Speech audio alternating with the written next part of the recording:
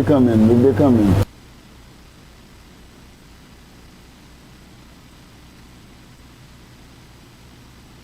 Well, good day, viewers, and welcome to sitting of the Senate for today, 30th April 2025.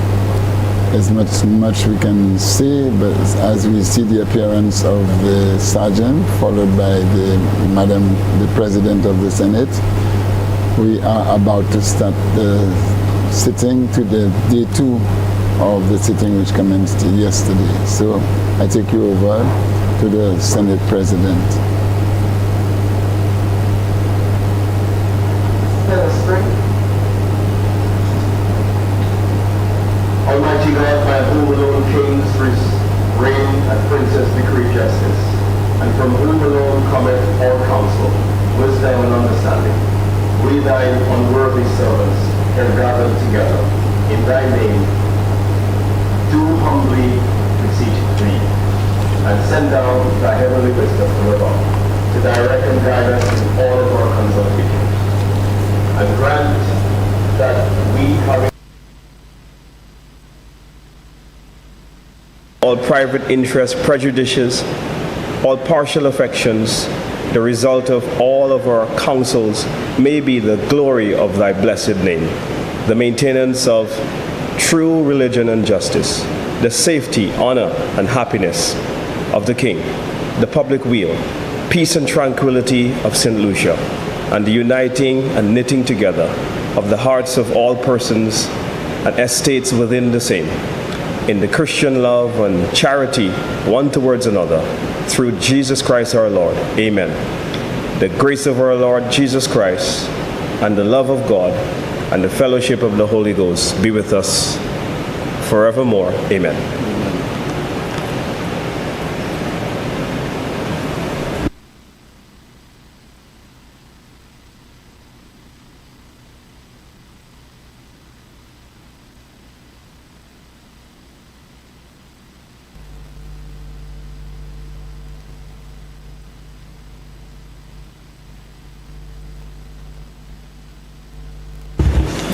Good morning, Senators. As an announcement for this morning, I wish that you would join me in extending deepest condolences to our Deputy Clerk of Parliament, Ms. Sharon Montoute, on the loss of her father. We wish you, Madam Clerk, strength and courage as you prepare to lay him to rest. Please note, Senators, that his funeral service will be held on Thursday, the 8th of May from 2:30 p.m. at the Cathedral of the Immaculate Conception. Also, join me, Senators, in extending best wishes to a distinguished son of the soil, Chief Justice, His Lordship, the Honorable Mario Michel, as he proceeds on retirement. We thank him for his excellent service to the Eastern Caribbean Supreme Court and, by extension, the region. We wish him all the best in the future.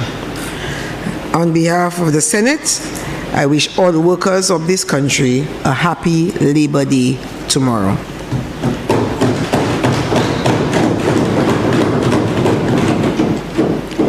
Senators, I beg to remind you that when the Senate rose, the question was that the Appropriation 2025-2026 bill be read a second time.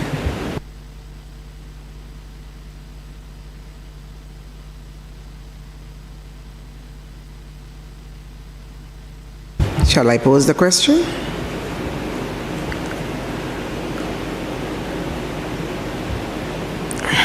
Leader of Government Business?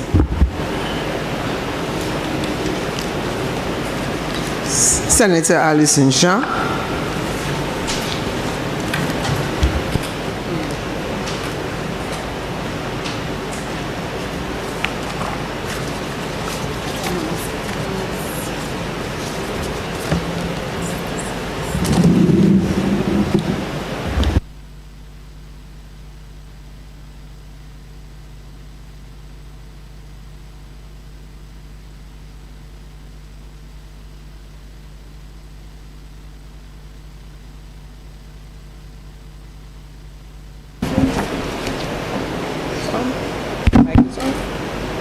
Is the mic on?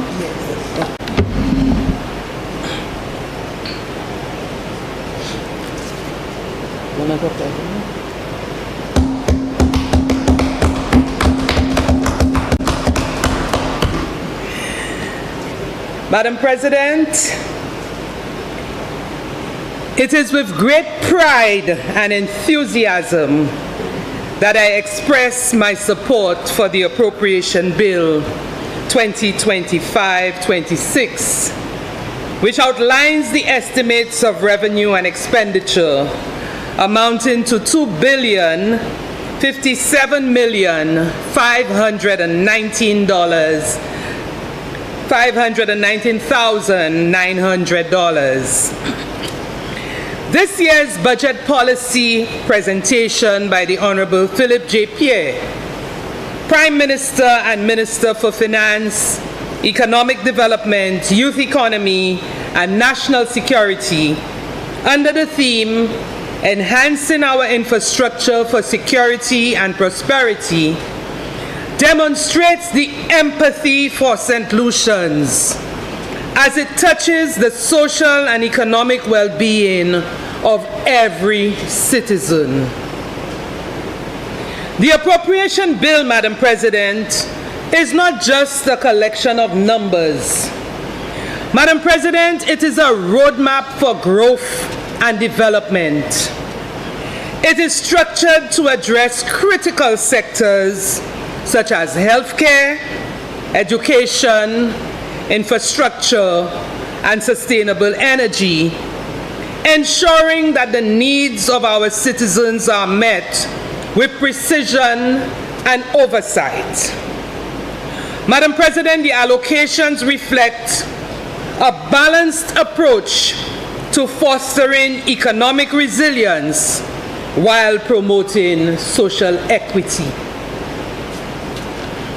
Madam President, last year, I thought the budget initiatives touched everyone from cradle to grave.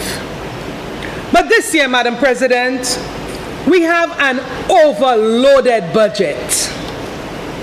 Moreover, we have seen the implementation of the previous budget initiatives.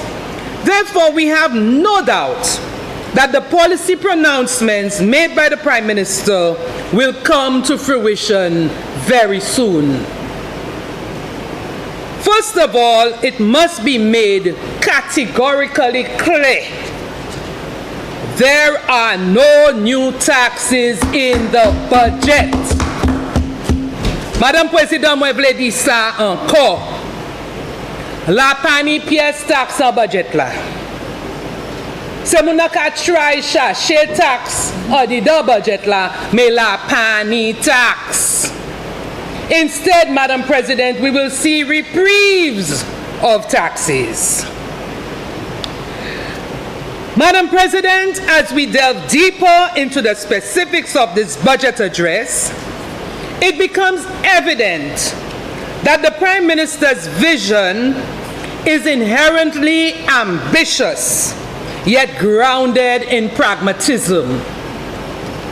Among the highlights is the proposed expansion of the health sector, which will not only enhance service delivery, but also ensure that our hospitals are equipped with state-of-the-art technologies, so that, Madam President, we can have the confidence that when we go to the health facilities in St. Lucia, we will not get any bad injection.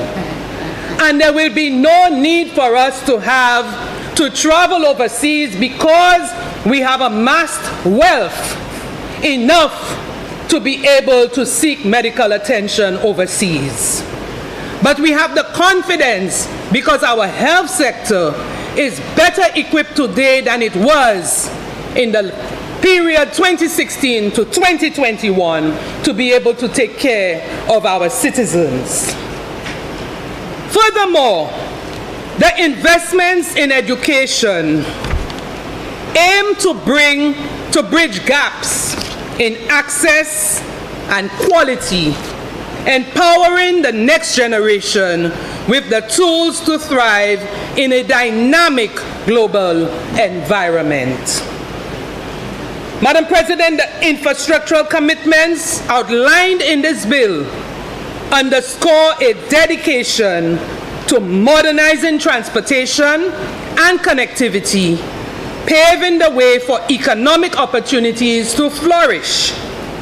Additionally, Madam President, the allocations for sustainable energy signal a decisive step towards reducing our nation's carbon footprint, positioning us as a leader in environmental stewardship within the region. It is my hope, Madam President, that the enactment of the electricity bill will be completed soon, but more so, will contain conditions that keep the grid stable but simultaneously benefit energy prosumers. Madam President, it is equally vital to acknowledge the emphasis placed on bolstering national security, ensuring that our citizens and assets are protected in an increasingly unpredictable world. The Appropriation Bill's provision for advanced technologies and strengthened security frameworks reinforces our commitment to safeguarding the nation while fostering an environment conducive to growth and innovation. Moreover, Madam President, the allocation for the youth economy is a bold and forward-thinking initiative that aims to unlock the potential of our younger population. By channeling resources into skill development, entrepreneurial support, and creative industries, the government is cultivating a robust foundation for our youth empowerment and economic diversification. This focus on the future, Madam President, demonstrates a profound understanding of the importance of equipping our young citizens with the tools to lead St. Lucia into a prosperous future. Madam President, to date, we have heard criticisms of the government's initiatives. But I have not heard, Madam President, the opposition state their view on the Youth Economy Agency. And I always ask myself,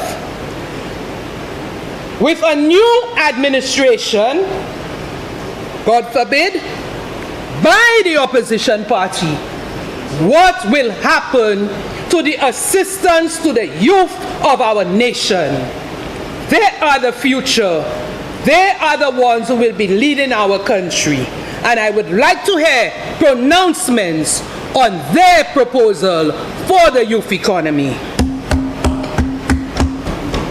Madam President, we heard just a few days ago this pronouncement of an allocation of $250,000 to the Ministry of Education as an attempt to alleviate period poverty. And Madam President, we're getting questions on why the government has to make such an allocation.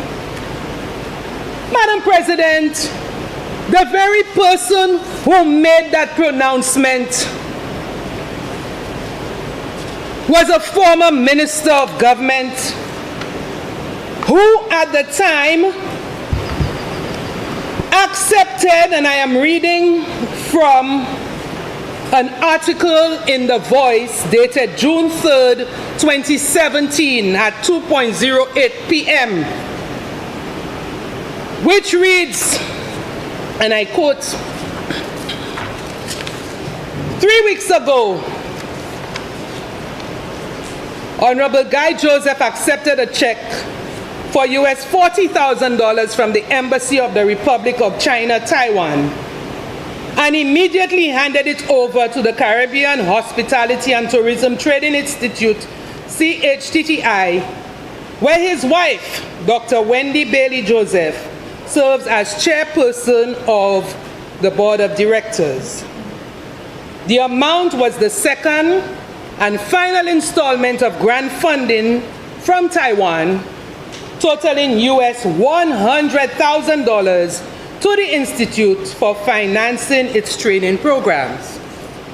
Now, Madam President, $100,000 US is equivalent at the rate of 2.7169 to $271,000. So, Madam President, I'm wondering whether it is felt that the $250,000 that is given to the Ministry of Education to assist the young people, the young ladies who are at secondary school, who may be unable to source sanitary napkins, would be better served at people's private schools. That's the question I am asking. Because it was all good and well to accept $100,000 US from the Taiwanese embassy for his wife's school, but it's not good to accept it by the Ministry of Education.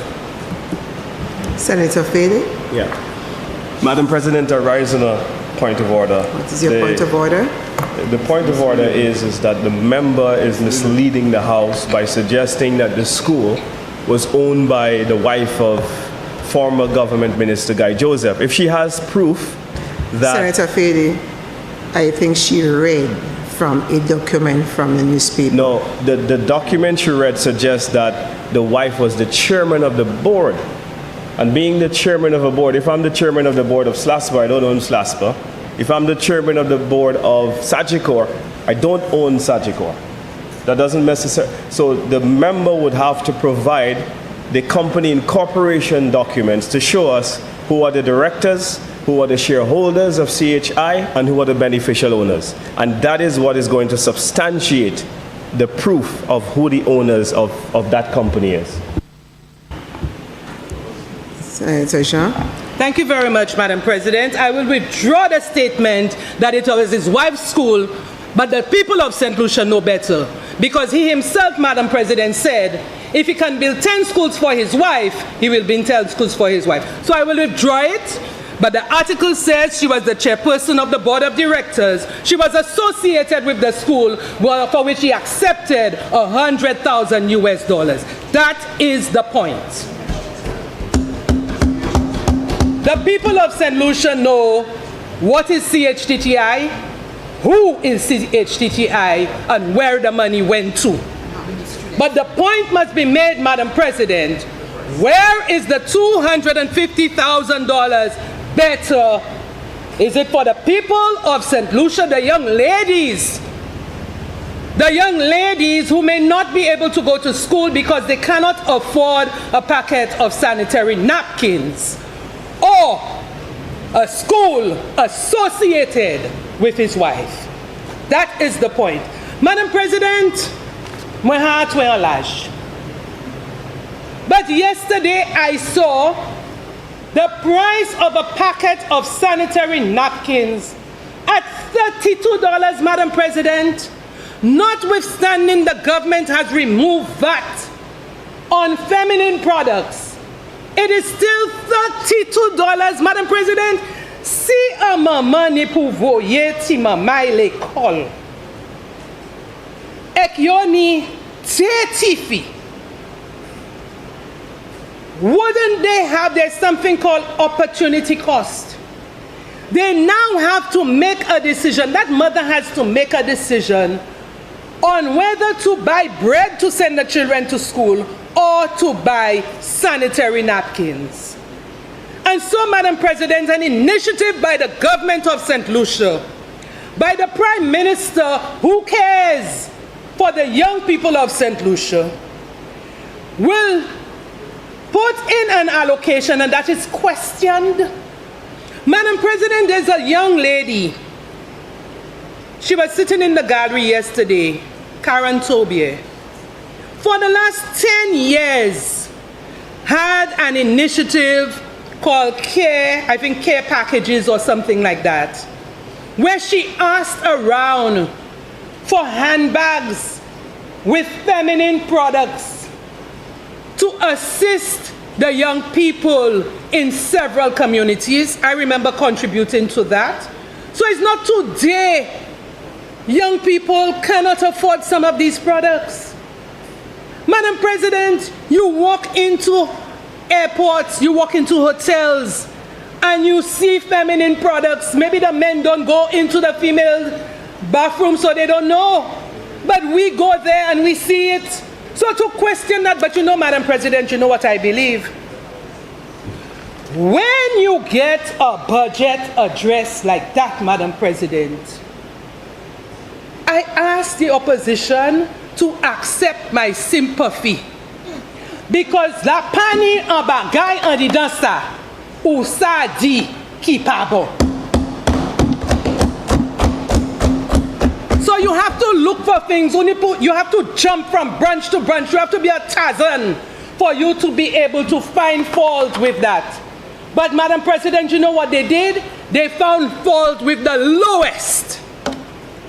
They found fault with what touches the entire nation. And Madam President, I believe in a God. And I believe that what was said was to ensure that the people of St. Lucia saw the true colors of the opposition and will continue to support the government of the Philip J. Pierre administration. Madam President, as we stand at this critical juncture, the Appropriation Bill 2025-2026 serves not only as a testament to our nation's ambitions, but also as a call to collective action. It is through unity, vision, and determination that we will translate the priorities outlined within this bill into tangible and transformative outcomes to all St. Lucians. Madam President, while the ambitious scope of this budget policy statement is evident, it is essential that we engage in transparent and diligent monitoring as we move towards implementation. Accountability mechanisms must be strengthened to ensure that every dollar allocated is judiciously spent and yields the intended benefits of our citizens.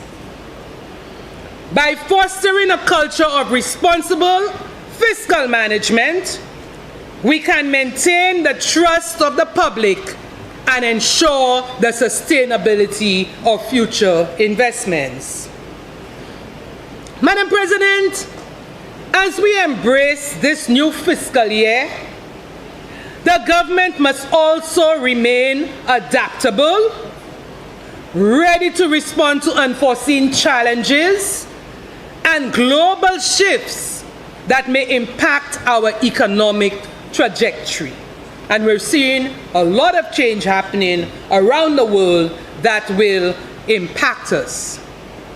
Whether it is addressing inflationary pressures, supply chain disruptions, or climate-related adversities, our resilience, Madam President, as a nation, hinges on the agility of our policy frameworks. Madam President, let us not forget the importance of community involvement in the success of these policy initiatives. By encouraging active participation from civil society, listening to the people, not saying that they can break, private sector stakeholders, and local communities, we can harness the collective wisdom of our people to refine and enhance these programs. Collaboration is the cornerstone, Madam President, of progress, and together we can ensure that the promises enshrined in this budget translate into meaningful progress for all.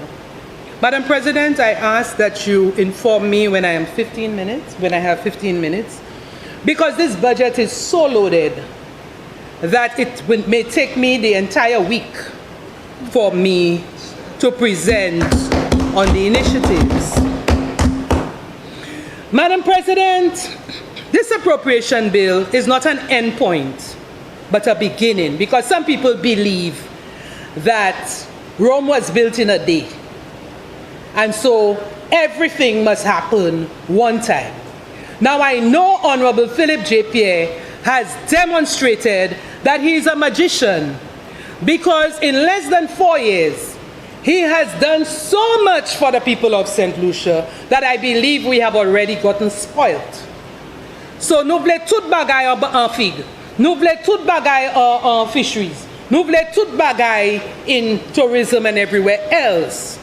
But, Madam President, this is a foundation upon which we will build a more prosperous, equitable, and sustainable St. Lucia. It is with this sense of optimism and responsibility that I urge my colleagues and fellow St. Lucians to embrace the vision set forth in this budget, as we work tirelessly to turn aspirations into achievements for the betterment of our beloved nation. Madam President, when I heard the policy proposals announced by the Prime Minister last Tuesday, I was sitting in the corner there.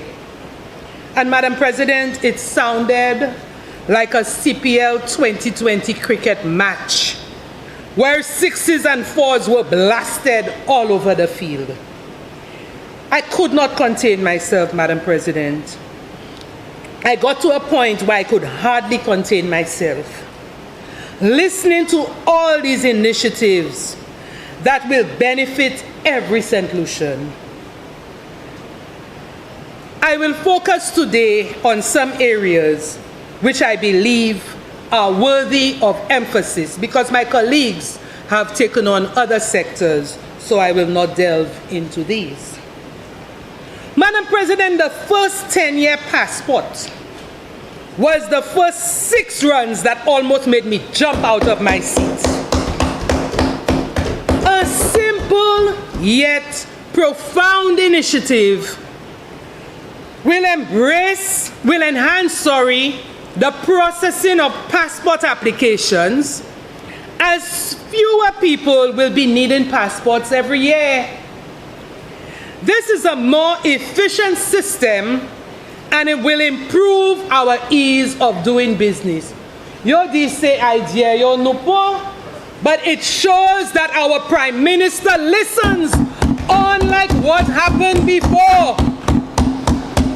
When suggestions were given by the opposition, or by individuals, or by the National Trust, or by the Chamber of Commerce, the response was, I don't listen. I let the jackasses pray. We also heard that the opposition had lost their right to speak. But this current administration does not do that. And so, it is a feather in the cap of the Honorable Prime Minister that if he listened to their idea and is now implementing it, he is a Prime Minister for the people. Furthermore, Madam President, the increased validity of the passport will not attract a higher payment. Même pour ya pour passport. Could you imagine? So now, you go to the passport office and you get a passport. If you're 18 years and older, you get a passport for 10 years. How better can that get? No increased fees. You do your way tax at the estimates la. No increased fees for passport, so you cannot see a higher amount for the passport. Madam President, my attention was drawn. I saw an article in the St. Lucia Daily Post dated April 28th, 2025. That was on today's Wednesday. That was on Monday. And it stated that the inspector responsible for the Immigration Department indicated that the arrangements are being made for implementation of the 10-year passport for persons 18 years and older, and the department is going even further to install new self-service kiosks at ports of entry to speed up processing times for travelers. In addition to facilitating smoother travel experiences, the Immigration Department is also prioritizing accessibility upgrades at its main office, ensuring better service for all persons, especially those with disabilities. Persons who are disabled, ill, or differently abled will soon be served on the ground floor. Must have seen Prime Minister Wallace too. But it seems as if the kiosks are already there for it to be installed, they are being installed as we speak. These initiatives, Madam President, in the Immigration Department highlight the responsiveness of the government in listening to feedback from its citizens. So, Madam President, the article also says that there should be a rollout of the new passports by September.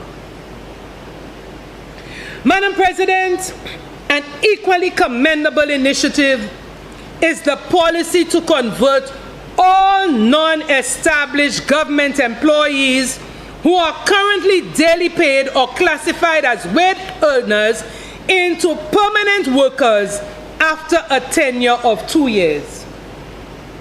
Who serves Savleti, Madam President? The people who are working in government now, you have drivers, you have cleaners, you have people who do the potholing on the roads, you have some receptionists. There are a number of daily paid or people who we call under wages. 1,900 of these people.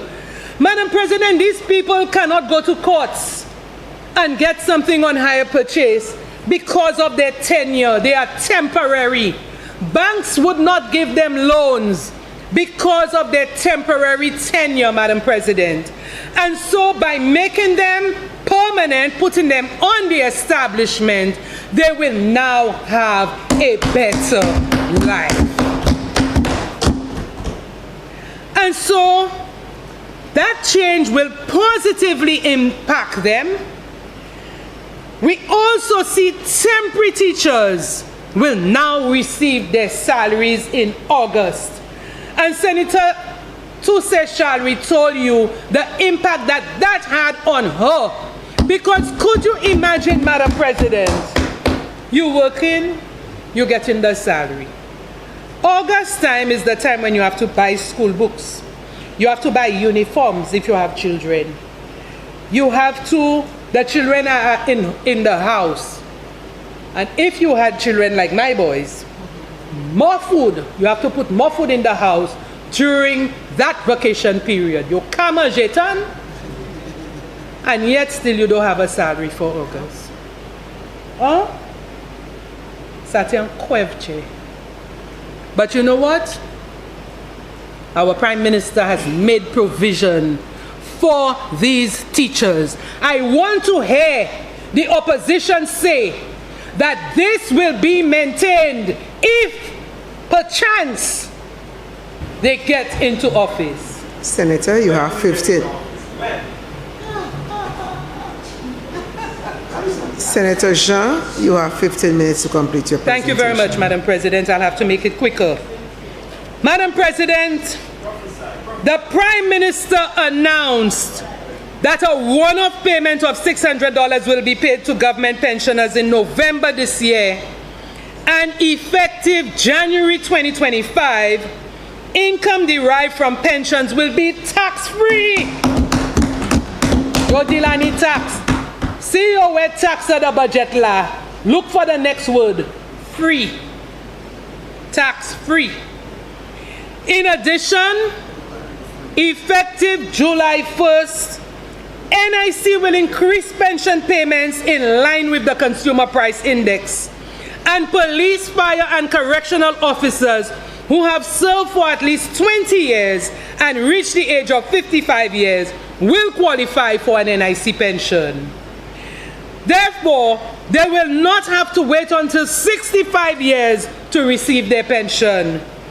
These significant initiatives on behalf of retirees, the people who have served our beloved country for all of their working life, vividly demonstrate that Philip cares.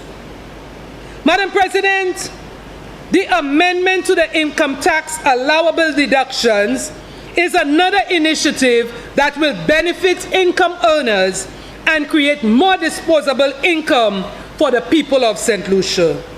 As pronounced by the Prime Minister, effective January 1st, the maximum allowable deductions will move from $30,000 to $40,000 within the cap. I know Senator Lee will like that, because we met a place there crying, both of us. So things nice. The following allowances will be increased. And Madam President, don't take this for granted. Let's see the increases. Maximum child allowance is now going to be $5,000 per child under 18 years of age. This moved, Madam President, from $1,000 per child who is less than 10, $2,000 per child who attained the age of 10 and was a student either in St. Lucia or elsewhere, $1,000 per child with permanent disabilities irrespective of age, and $5,000 for a child or a relative who attended university. So now, all children will be at $5,000. That is a significant increase. Dependent and relative allowance, Madam President, will move from $350 to $5,000. This is a Prime Minister who considers the plight of people. So you and I, who have to take care of our elderly parents, now can put in our income tax returns. We can file $5,000 for taking care of our parents, because we know it costs much more than that for taking care of them. Mortgage interest will move from $18,000. It used to be $18,000 and $20,000 for first-time owners to $40,000. University education student loan interest from $3,000 to $10,000. Credit union shares from $5,000 to $10,000. And investment instruments through local and regional institutions from $5,000 to $10,000. Madam President, the Prime Minister announced that 2024 was the year of infrastructure, and we have seen the stark demonstration of this program.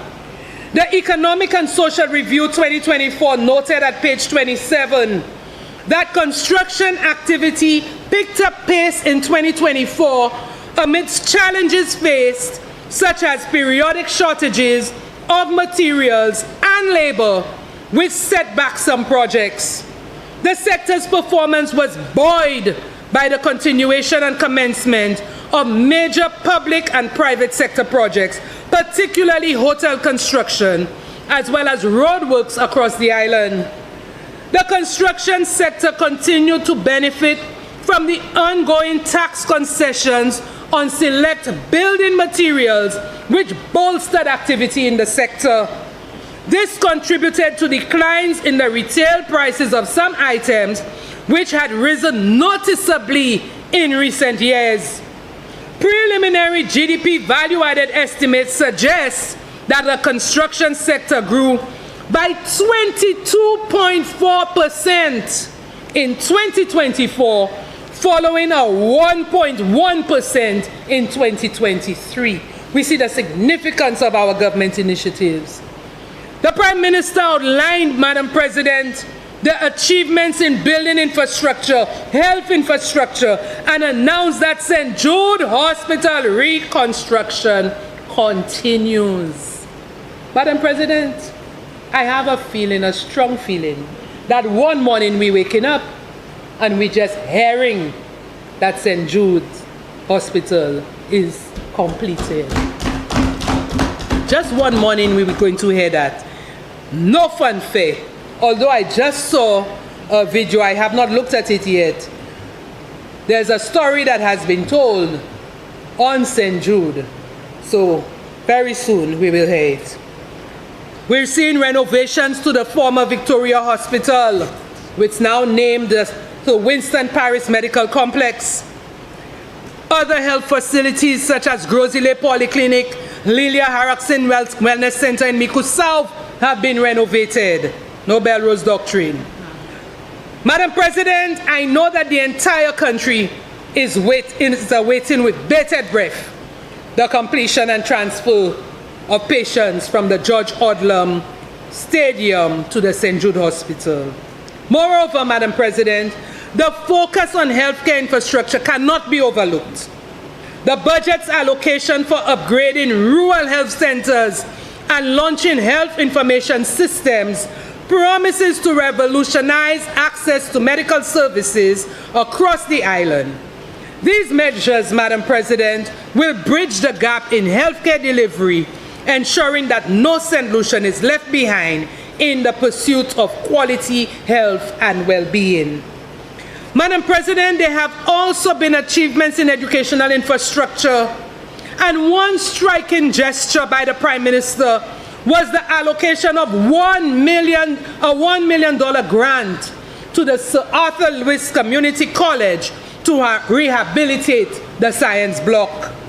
Tourism and community infrastructure also received attention, and I was pleasantly surprised yesterday at the opening of the Mon Lay-by. What a beauty! Sports infrastructure got a major boost with the upgrading and expansion of quality sporting facilities. Madam President, we saw last year Spider Cam was kapete sek at the Darren Sammy Cricket Ground. Yet still we're hearing questions about what the Honorable Kenson Kazimi did with $80 million. I mean, some people just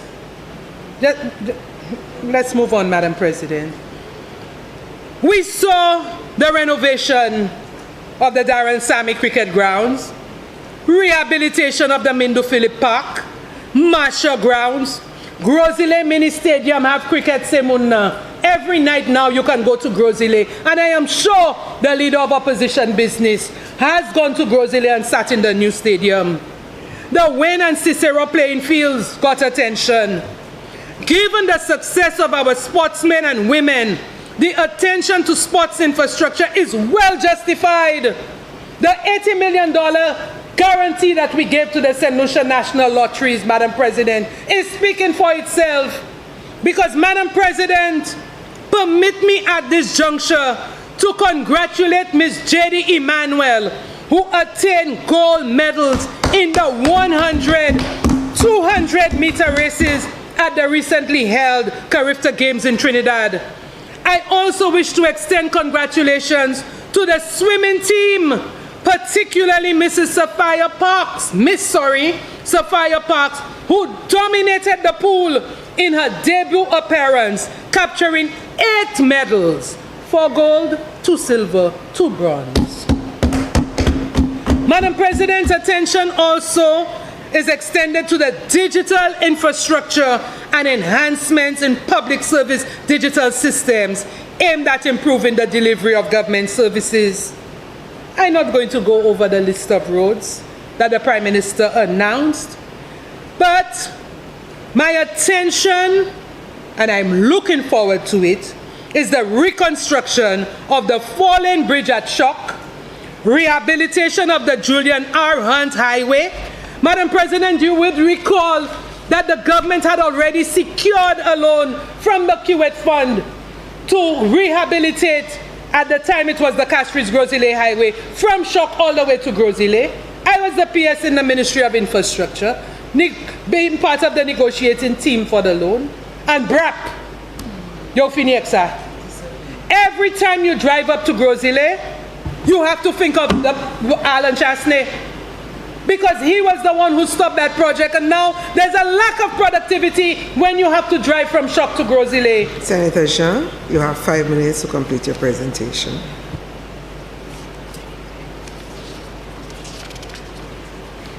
Thank you, Madam President.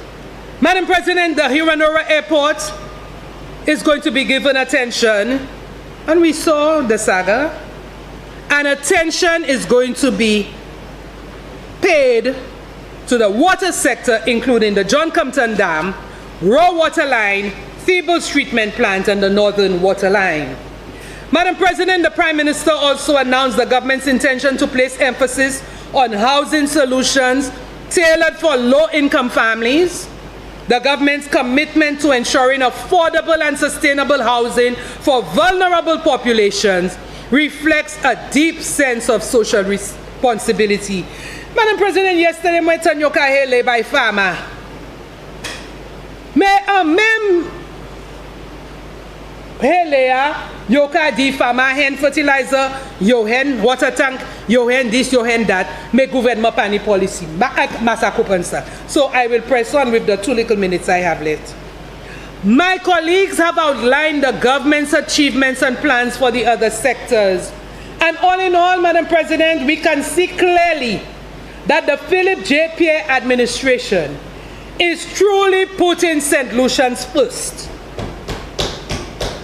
Putting nurses first, medical practitioners, teachers, drivers, bakers, preschoolers, elderly, people with disabilities, students, particularly our females, police officers, farmers, fishers, pensioners, youth, civil servants, temporary workers, tout le monde. Putting people first because Philip cares. Let us celebrate these transformative steps, Madam President, as they demonstrate the government's unwavering commitment to building a future, St. Lucia, that is resilient, inclusive, and prosperous for future generations. Lastly, Madam President, let us acknowledge the importance of fostering unity and national pride. Sly could not have penned his song at a more opportune time. We are proud St. Lucians. The efforts to preserve our cultural heritage through investments in arts, music, and historical sites not only celebrate our identity, but also enhance our tourism offerings, drawing visitors from around the world to experience the unparalleled warmth and richness of St. Lucia's culture. In conclusion, Madam President, the strides we have made and the plans we envision highlight a collective determination to create a brighter future for all St. Lucians. Let us move forward with confidence, knowing that the foundations being laid today will serve as a beacon of hope and progress for generations to come. I want to leave this quote from Warren Buffett for the people of St. Lucia. In looking for people to hire, you look for 3 qualities: integrity, intelligence, and energy. And if they don't have the first, which is integrity, the other 2 will kill you.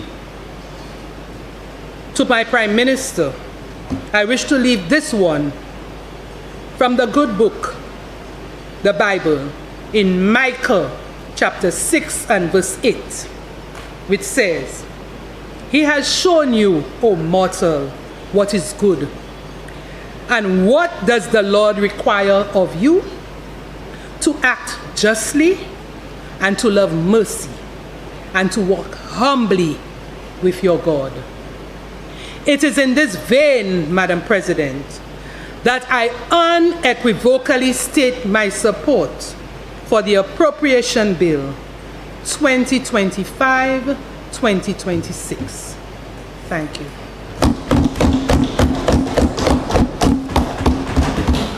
Senator Fady.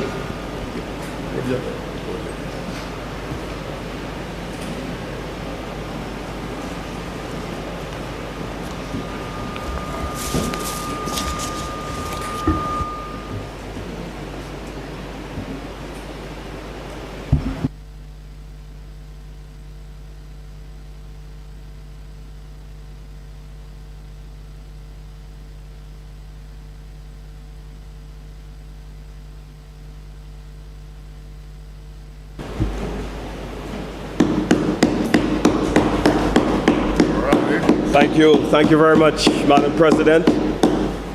Madam President, I rise to register my objection to this manifesto, or is it a budget? That's right. Disguised as a set of serious policies aimed at curbing the many economic and social, cultural ills afflicting our society. This Senate sitting is marked by high debt and consistent borrowing, as outlined by my colleague yesterday. The people of St. Lucia, Madam President, as we sit here today, discussing the economic and social challenges of our country, are confronted by very, very high inflation or cost of living in various commodities all over the country. Whether it's at the gas station, whether it's at the supermarket, whether it's at the local shop in their community, whether it's on the bus, Madam President, inflation continues to have a defeating impact on the people of St. Lucia. They also at this time, Madam President, confront a crippling crime epidemic which continues, Madam President, to afflict many families all across our country. Madam President, too many of our young people lay on our roadsides in pools of their own blood, having succumbed to gunshot wounds. Mothers cry and sisters wail. Their forceful expression of hurt is very often not enough to return lifeless bodies to their former state of glory. Just a few days ago, I experienced the most agonizing experience visiting a family I know from the community of Jacmel. They were making funeral arrangements for one of their sons who had succumbed to gunshot wounds about 3 weeks ago. And as I went to visit, the shocking news had come the night before, Madam President, about a second son, a second brother, who also fell peril to the ills of gun violence. Madam President, as they scream from the hills of Delago, a little section of Jacmel, their voices for strength, comfort, and closure represent the hopelessness that many families continue to feel. Their cries are a reflection of a deep hurt and pain that families in Castries, in Grosley, in Boaden Jacmel, in Shantytown Viewfort, in Barons Drive, Soufrière, continue to feel.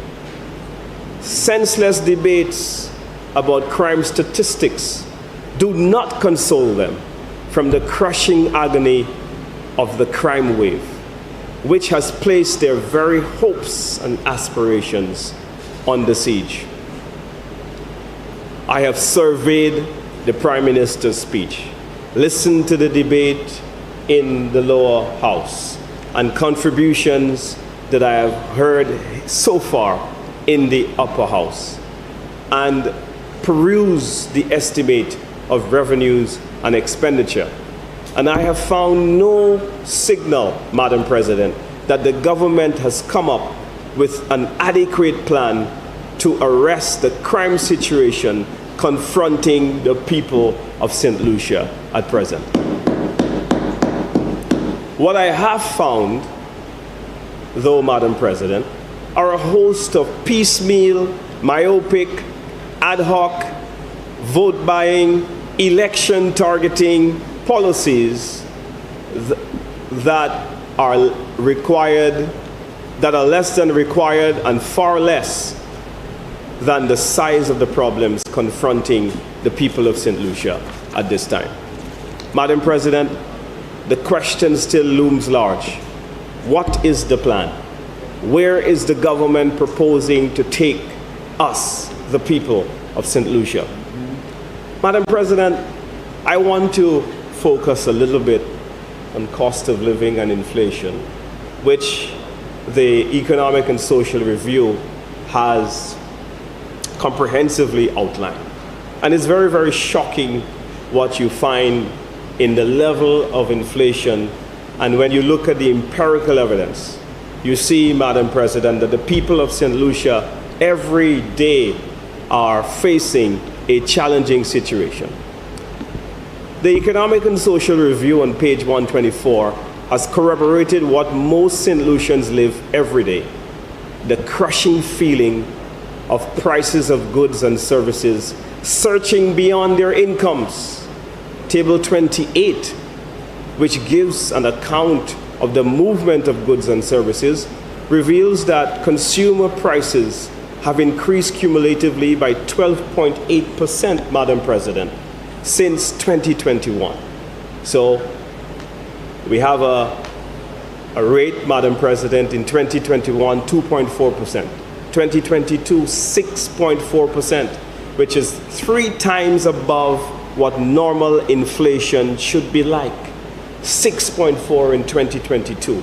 And instead of it coming down in 2023, Madam President, to add to that high level of inflation, we see that consumer prices went up a whopping 4.5% again in 2023. So we see, Madam President, 2021, 2022, 2023, 3 successive years of unprecedented surges in the price of goods and services hitting the people of the country. Madam President, in 2024, we saw something that resembled a reprieve, which says that there was deflation by 0.5. That deflation, Madam President, was not able to bring down the actual cumulative cost of goods, leaving inflation for the last 4 years at 12.8%. Madam President, much has been said in this debate about the 6% increase that the government has given to the civil servants for the last triennium. And the civil servants, as we know, they have just received this 6% of pay increases. That means, Madam President, that if you calculate the pay increase of the civil servants and compare it to the year's corresponding inflation, we will see that the civil servants are almost 7% less. Their salaries have increased than the price of goods in our supermarkets. So it means that the civil servants are a deficit of 7%, Madam President, and even them are worse off.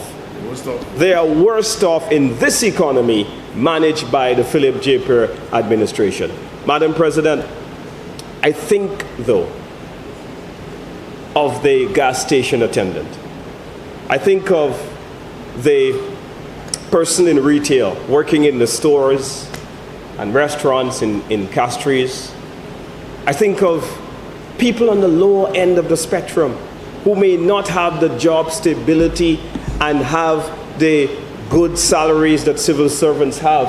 And if the civil servants are unable, Madam President, to keep a pace with the rising cost of living in the country, how can the people of St. Lucia, the minimum wage workers of this country, how are they going to live, Madam President, on $1,100 when bus fares are so expensive, when gas is so expensive in the gas stations, cooking gas I'm referring to, when the price of groceries have gone up significantly?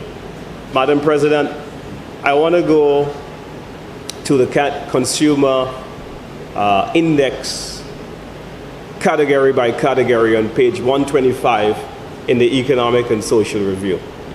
And we see, Madam President, most revealingly, some very frightening statistics. Housing, water, and electricity, which is a line item outlined in the graph that they have, the table. And Madam President, in housing, water, and gas, we have seen a cumulative increase of this subcategory by 20.7%. Let me break it down.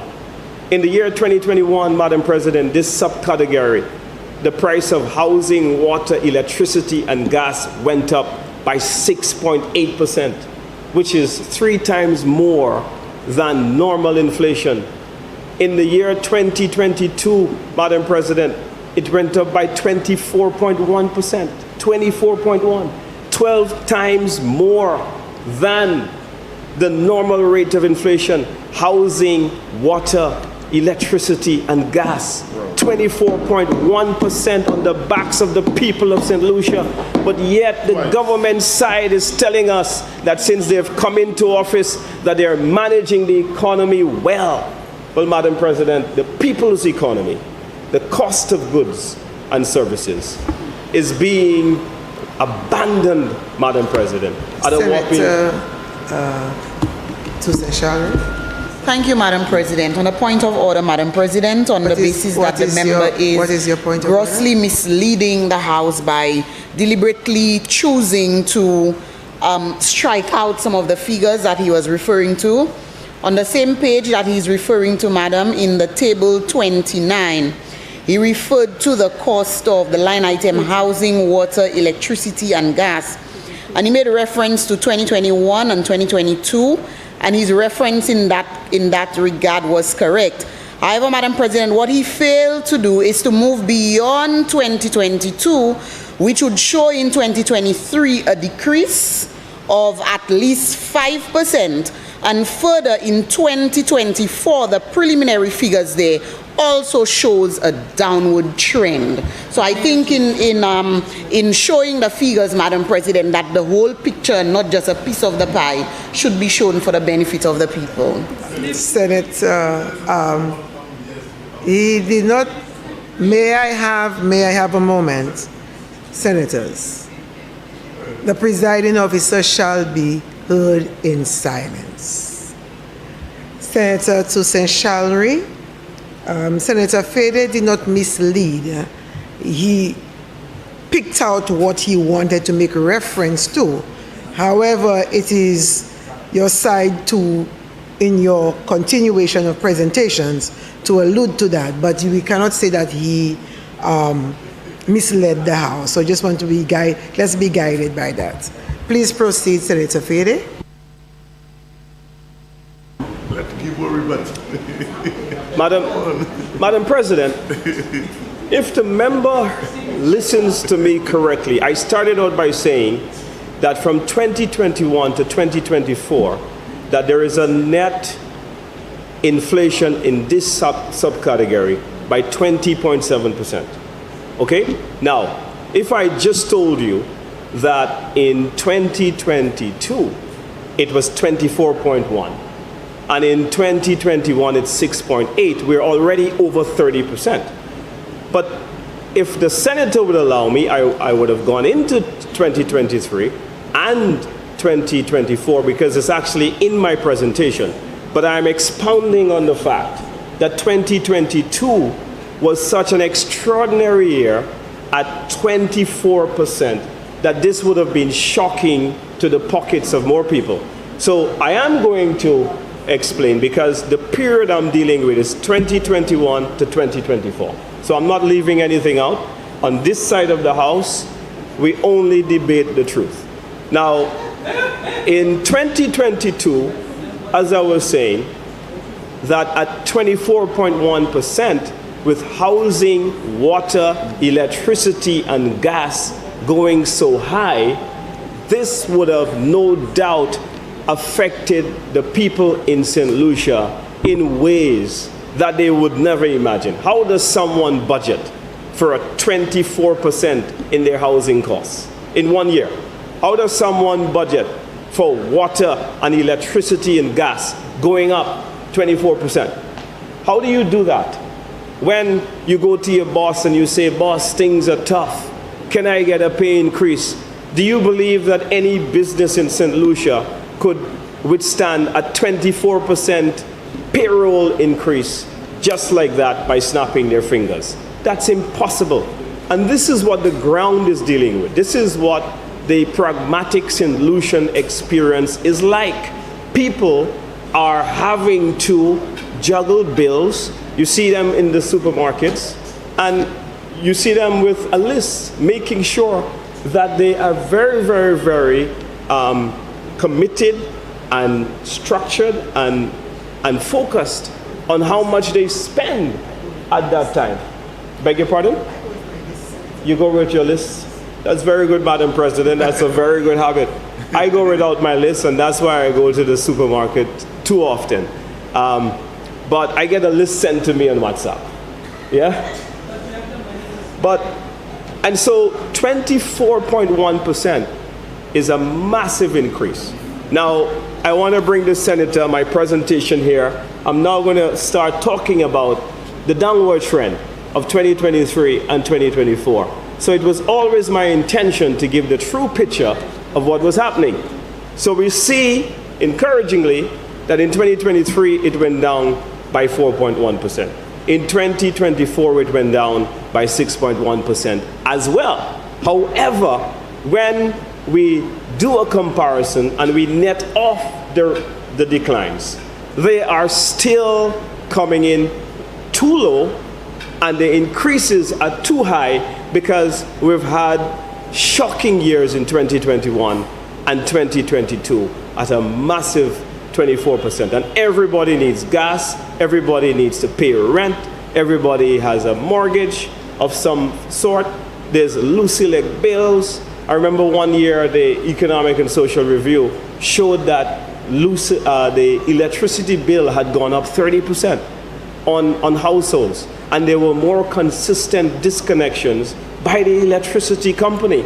And people face these realities on a daily basis. The price of gas, while the opposition was saying, look, remove the excise tax, increase the subsidy, because the price of cooking gas was going out of control.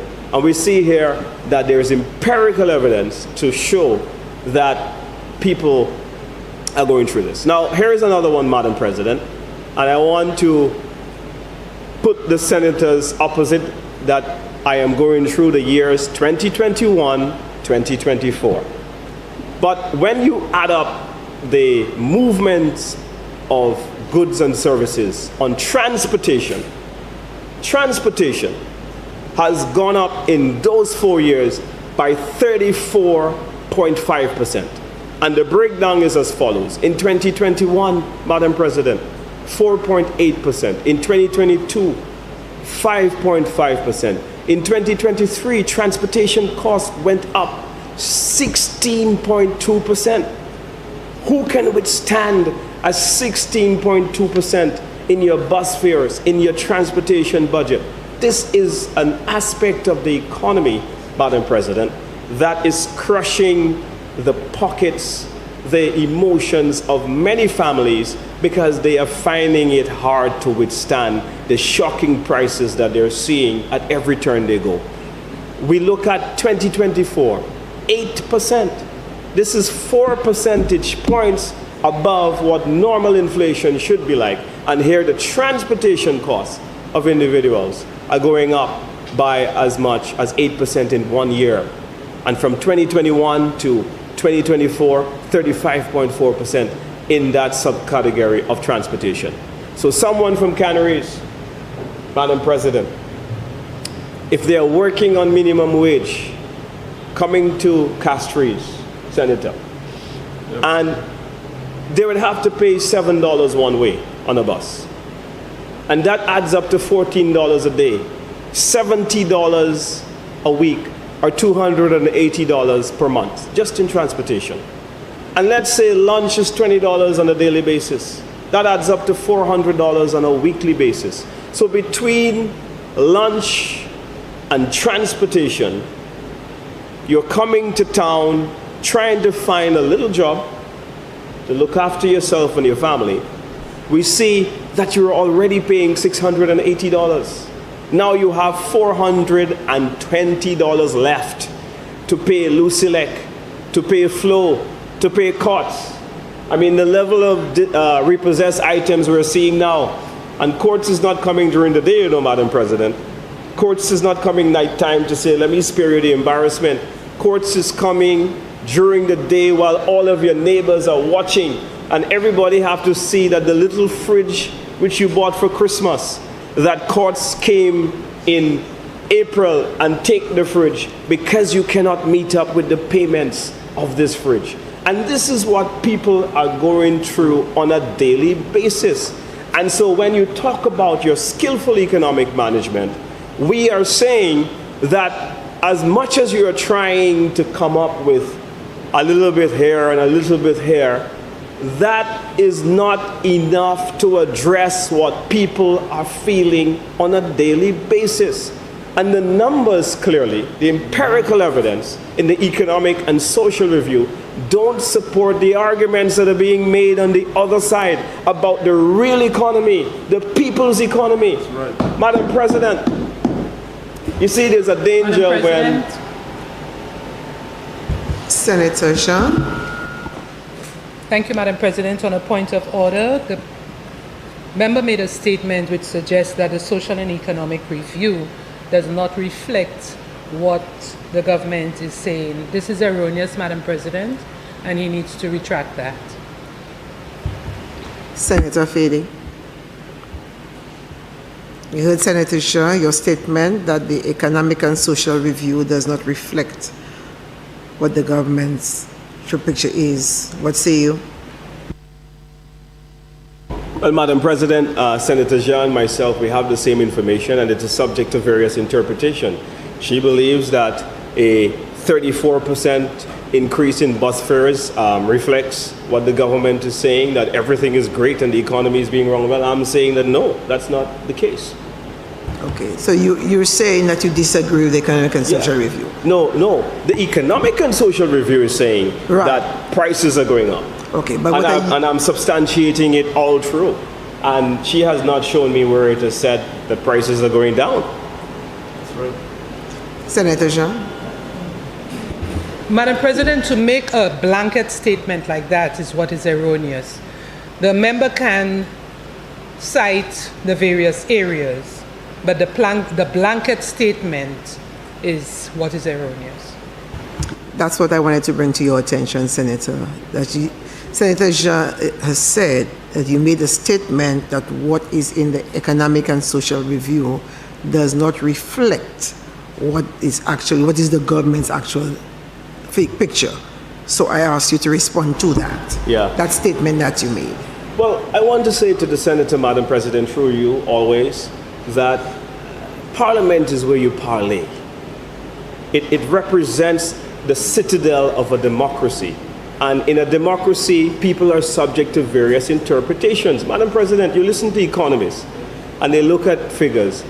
And one economist might tell you it's okay to borrow and have deficit budgets for a period of time. That's because he subscribes to a different theory of economics. But I subscribe... I think the senator meant to say that if the government has put out a particular document, it is quite misleading for you in this space, especially the office that we hold, that you would say that it is not quite what it ought to be. That is what I think she's questioning. So please clarify your statement. Just make it clear, because we do not want ever to let it be known that we as senators and parliamentarians are saying that the information put out there by the government departments are incorrect. So please clear that up. Clear it up, please. I'm not saying that the government department is incorrect. What I'm saying is that the government is saying, the St. Lucia Labour Party government is saying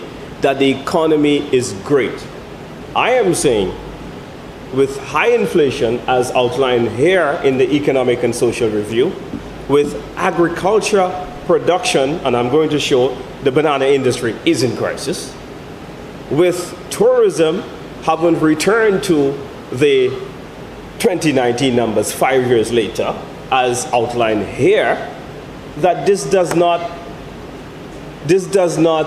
agree with what the government is saying, because there's so many of the productive sectors, tourism, agriculture, that inflation on the people, even unemployment, the 8.8% is not what the Economic and Social Review has been saying.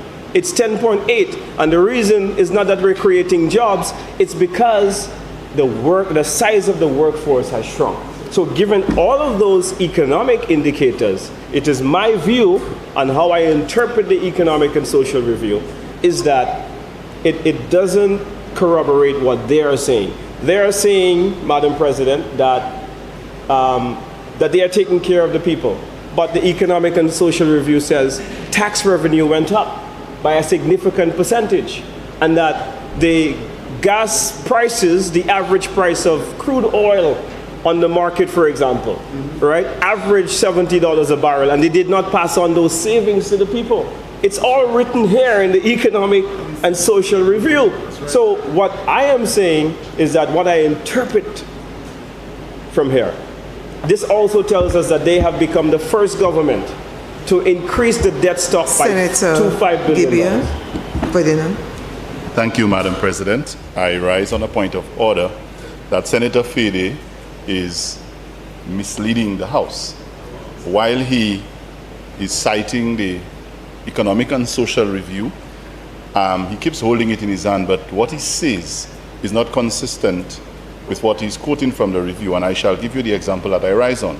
He just said that while the government is saying that they are taking care of people, but there is increase in collection of revenue. That is correct. There is increase in collection of revenue as reflected in the review, in the Economic and Social Review. But the key word, Madam President, is there is increase in collection. That does not equate to increase in the amount of taxing that takes place. The government has put in a very efficient mechanism to increase collection. For example, by waiving taxes, by giving breaks on taxes, by waiving penalties. So when he says it, Madam President, it sounds like he's quoting the document, but the way he explains it suggests otherwise, and that is what is very skillful in his method of receiving. So yes, it is true that the document shows that the government is collecting more taxes, more revenue, but that does not equate to the government increasing taxes, because that is just collection of revenue. Collection of revenue is the way you get it. It does not necessarily suggest that the government has imposed any new taxes or has increased any burden on the taxpayer. All it says, Madam President, to finish this, is that more taxes that are due are being collected. And that is where he's trying to mislead. So I think, Madam President, we should be mindful that while the member is using the document, whatever he says that goes into our record is extremely misleading. And we must not allow him to be able to do that. Proceed, Senator.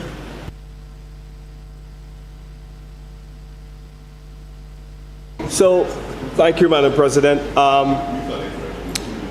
Madam President, I would need your protection today because I suspect that the members opposite have come with a strategy to do as many interruptions as possible so that my time. But you have the chance to rebut. You have another senator to speak after me. She can reply to everything I'm saying. But I want to say, Madam President, that transportation has increased based on the facts provided by the government by a whopping 34.5%. And this is troubling for the economy. That if people cannot get around, if people cannot get to places of employment, just yesterday I was conversing with someone from Ancillary, and we were discussing the same situation. And they were working in a specific hotel in the north. And I said, why aren't you working anymore? And the person suggested that, look, by the time I pay bus, I get lunch, and I cover the expenses to go to work, I have very little left. I'm working for the bus driver, and I'm working for the expenses to take me to work. So I'm better off staying at home, trying a little self-help situation, rather than going to work in the north of the country. And this is what has happened, is that this is stifling many families. This is affecting families, not just in Ancillary, all over, even in Beaufort North, where my favorite senator is from. People in Deriso is being affected by this as well, because of how the work situation in the country is, in that many people from the south having to travel all the way to the north for economic opportunities with such a high transportation bill. And which is why we argued to the government when they allow the bus fares to go up, that this was not in the best interest of the general economy. And here we see evidence of it affecting the workers of this country. And Madam President, whenever you have a policy, it is worthwhile to go and to measure and monitor how that policy is affecting ordinary people and whether that policy is in fact working. You will pass many bills and many policies in the House, but are those policies working in the best interest of people? Madam President, page 125, food and non-alcoholic beverages is another area. Now, when the government had implemented the 2.5% levy, they said that food would not be impacted. They said that the levy wasn't applied on food. And we said to them that based on how taxation works, if you're going to charge services and somebody is running a supermarket, but in that supermarket, they have to pay the 2.5% levy on the security. The 2.5%. You have 15 minutes to complete your presentation. Sure. 2.5% levy on services. These services, Madam President, would indeed carry up the cost of the operator of the food retailer. So we see in 2021, 0.0% on food and non-alcoholic beverages, subcategory. We see in 2022, 5.6%, which is almost triple what normal inflation should be like, Madam President. 2023, 3.9% increase, almost double in what normal inflation should be. In 2024, I'm happy that it has come down slightly to minus 1.3%. This means, Madam President, that the total, the net inflation for that period on food and non-alcoholic beverages was 8.2%. So much for the diagnosis by the St. Lucia Labour Party government that the 2.5% levy was not going to impact food. Madam President, we see many families who go and, I happen to know Millet very well. And in Millet, Madam President, they have a lot of kitchen gardens, back gardens. They are farmers by nature. And these are people, Madam President, because of the dislocation of the banana industry, they still have this culture within them that they have handed down to many generations. So it's very common to see people in Millet planting a little dasheen, a yam, some green figs in the back. But Madam President, very often in communities like these and others, many families do not have salazar to put in the pot, Madam President. And that is because of the high cost of meat in the supermarket. Madam President, chicken backs, which is one of the cheapest meats available to many of our families. You know, the economy is so bad for a lot of people. And I know the guys want to go based on the GDP, but the GDP is a very misleading figure. You must never measure the strength of an economy solely on the GDP. When inflation is out of control, then you have to balance that with how people are doing on the ground. When people cannot afford Salazar to put in their one pots, it tells you that bagay wed, things are tough. So Madam President, I want to say to my friends, what they have done to this economy, Madam President, is defeating and crushing to many families, Madam President. Now, I had a lot more to say on that, but I want to move on. Madam President, healthcare costs. Let's, in fact, before I do that, I want to read page 49 on the Economic and Social Review very quickly. Page 49. All right, so go the last paragraph on page 49. I'm going to read the whole, maybe from the second sentence. It says, the most notable declines. So there were declines, Madam President, I'm going to start off the bat, in some of the food categories. And the most declines were recorded for processed fish, seafood by 6.7%, mineral water by 15.7%, butter 57.2%, poultry by 6.3%, beef by 14.3%, other bakery products by 7.2%, cheese 23%, coffee and so on had declines. However, it goes on to say, Madam President, these decreases were partly offset by increases in the average price of fruits and vegetable juices by 19.3%. Now look at that. Fruits and vegetable juices increasing by 19.3%. Madam President, fruits by 9.7%. Vegetables by 3.8%. Eggs, Madam President, 13.5%. Rice by 6.6%, milk by 4.2%. We have good fluid. Bread by 1.4%, margarine by 6.0%, pork, Madam President, which is also locally produced, by 3.9%, lamb by 7.7%, sugar jam, honey, chocolate, confectionery by 5.5%. So you see, Madam President, on a lot of household items, we have seen massive increases as indicated by the Economic and Social Review, where these prices are going out of control of people's pockets, Madam President. Madam President, not even healthcare costs was spared the rapid inflation rates. And this is where it gets really concerning, right? We're talking about building a hospital, and people can't afford health care. From the period I'm reviewing, from 2021 to 2024, we see, Madam President, that health care costs cumulatively went up by 10.1%, an average of 2.5% a year that the health care cost of the country has been going up. Madam President, this is at the same time when the public health services are in crisis.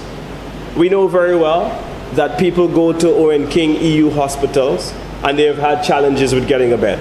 I know people who have had terminal illnesses and they go to the hospital and they stay in a wheelchair for several days and they can't find a bed. A man who is very close to all of us, we knew, had stage 4 cancer. And his situation is as such that he could not, Madam President, get a bed for almost 24 hours. And space had to be made available. So these are some of the real situations that are affecting us.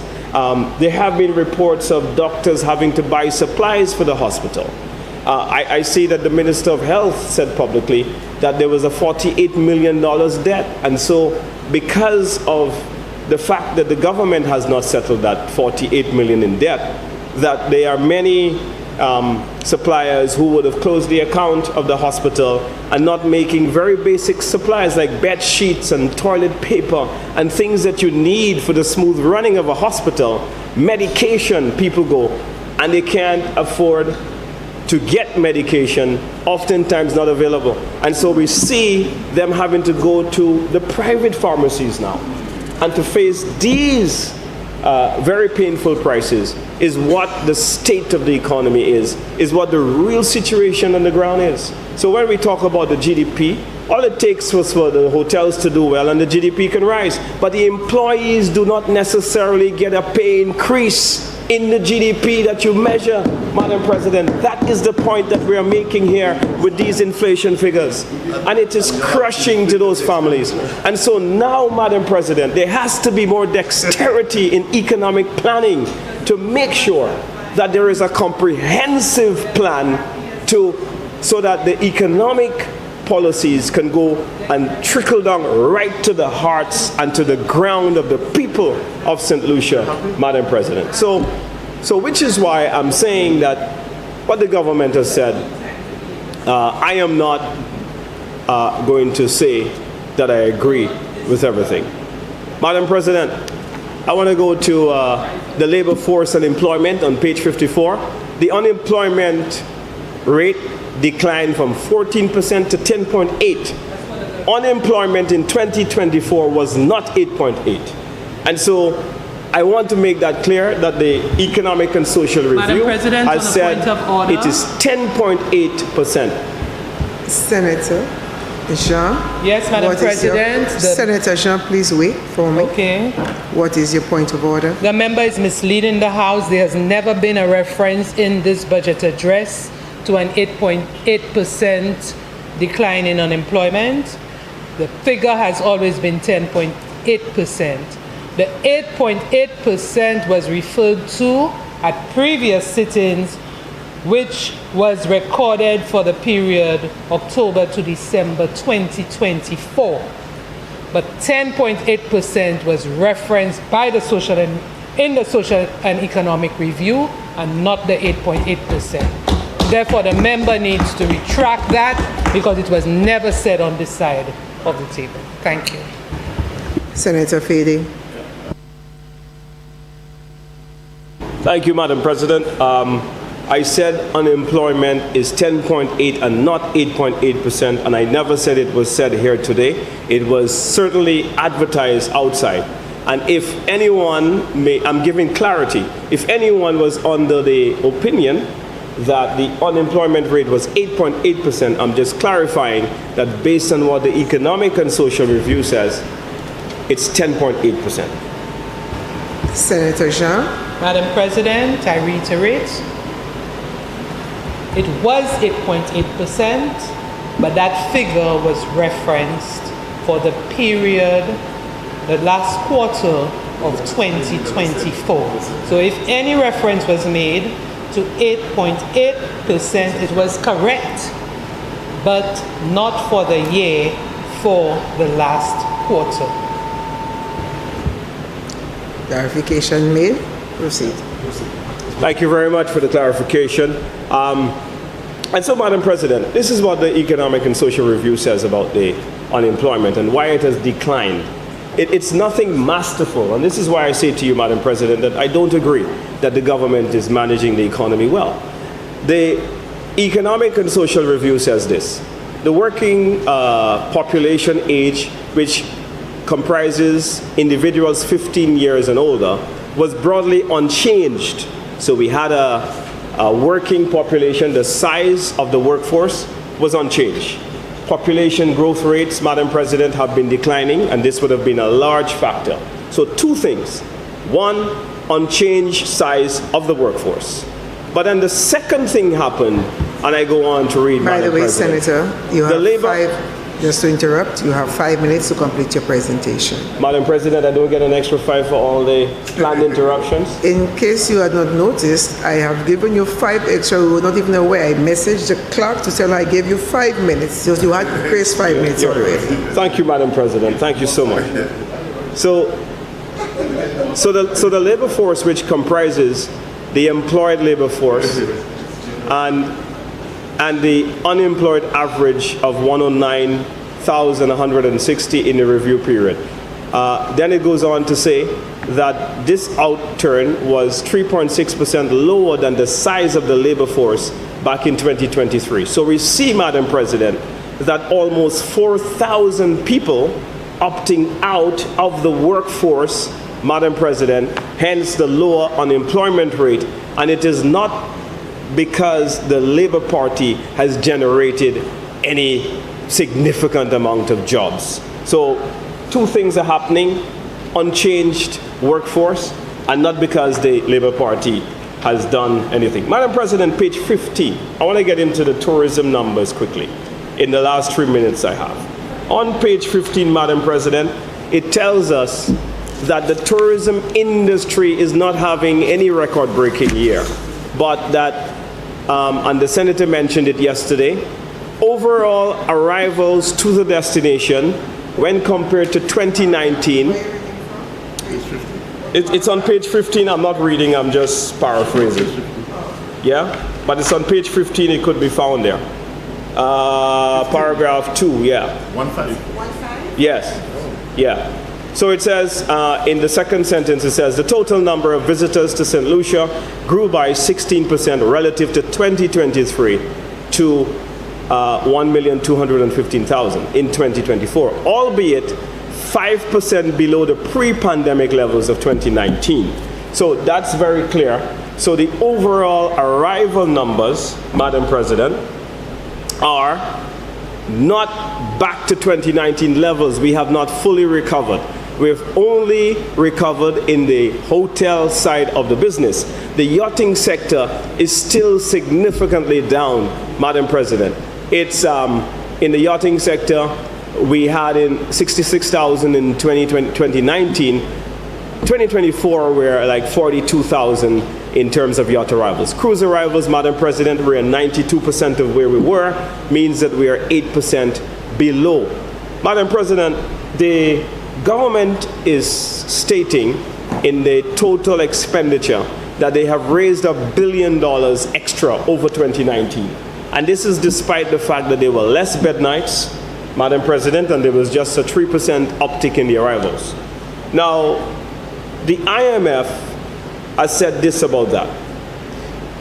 And I want to share with you a story which was published on St. Lucia Times. An IMF mission to St. Lucia has raised concerns about the accuracy of visitor expenditure data, which may be significantly overestimated due to the methodological flaws in surveys conducted by the St. Lucia Tourist Board. The findings, part of an IMF Caribbean Regional Technical Assistance CARTAC review of external sector statistics, reveal potential biases in travel export figures, with U.S. visitor spending possibly inflated by 25% in 2023. Now, the minister was on TV last night. Yeah. The minister was on TV last night, and he said that they are not going to email the guests the surveys anymore, that he's going to go back to the face-to-face interview with the guests to get a sense of where the real figures are. So I was very, very shocked, Madam President, to have heard that the St. Lucia Tourist Board is determining what a guest spends on island by an email. That is quite bizarre, and that needs to change. And if the IMF is suggesting that the methodology last year, which persisted into 2024, because this is the mission in 23, it means that the entire figures, tourism represents over 50% of the GDP. And if the statisticians are expressing concerns about the methodology used to come up with visitor expenditure, it means that we need to go and relook the whole economic outlook of the budget. And that's how I see that. Case closed. Those figures in the estimate, the projections by the government based on the GDP has to be reviewed based on what CARTAC and the IMF is saying. There's nothing nobody on that side can say to me. The IMF and CARTAC, I believe them more than I believe anything that is said from the government of the St. Lucia Labour Party. Madam President, I close. With rising inflation rates in housing, in electricity, in gas, in transportation, in food, with a struggling job creation rate, Madam President, with a tourism industry that has not returned to its pre-pandemic levels, I see, Madam President, that this government is at best struggling and are in panic mode to mislead the people of St. Lucia because an election is around the corner. I thank you.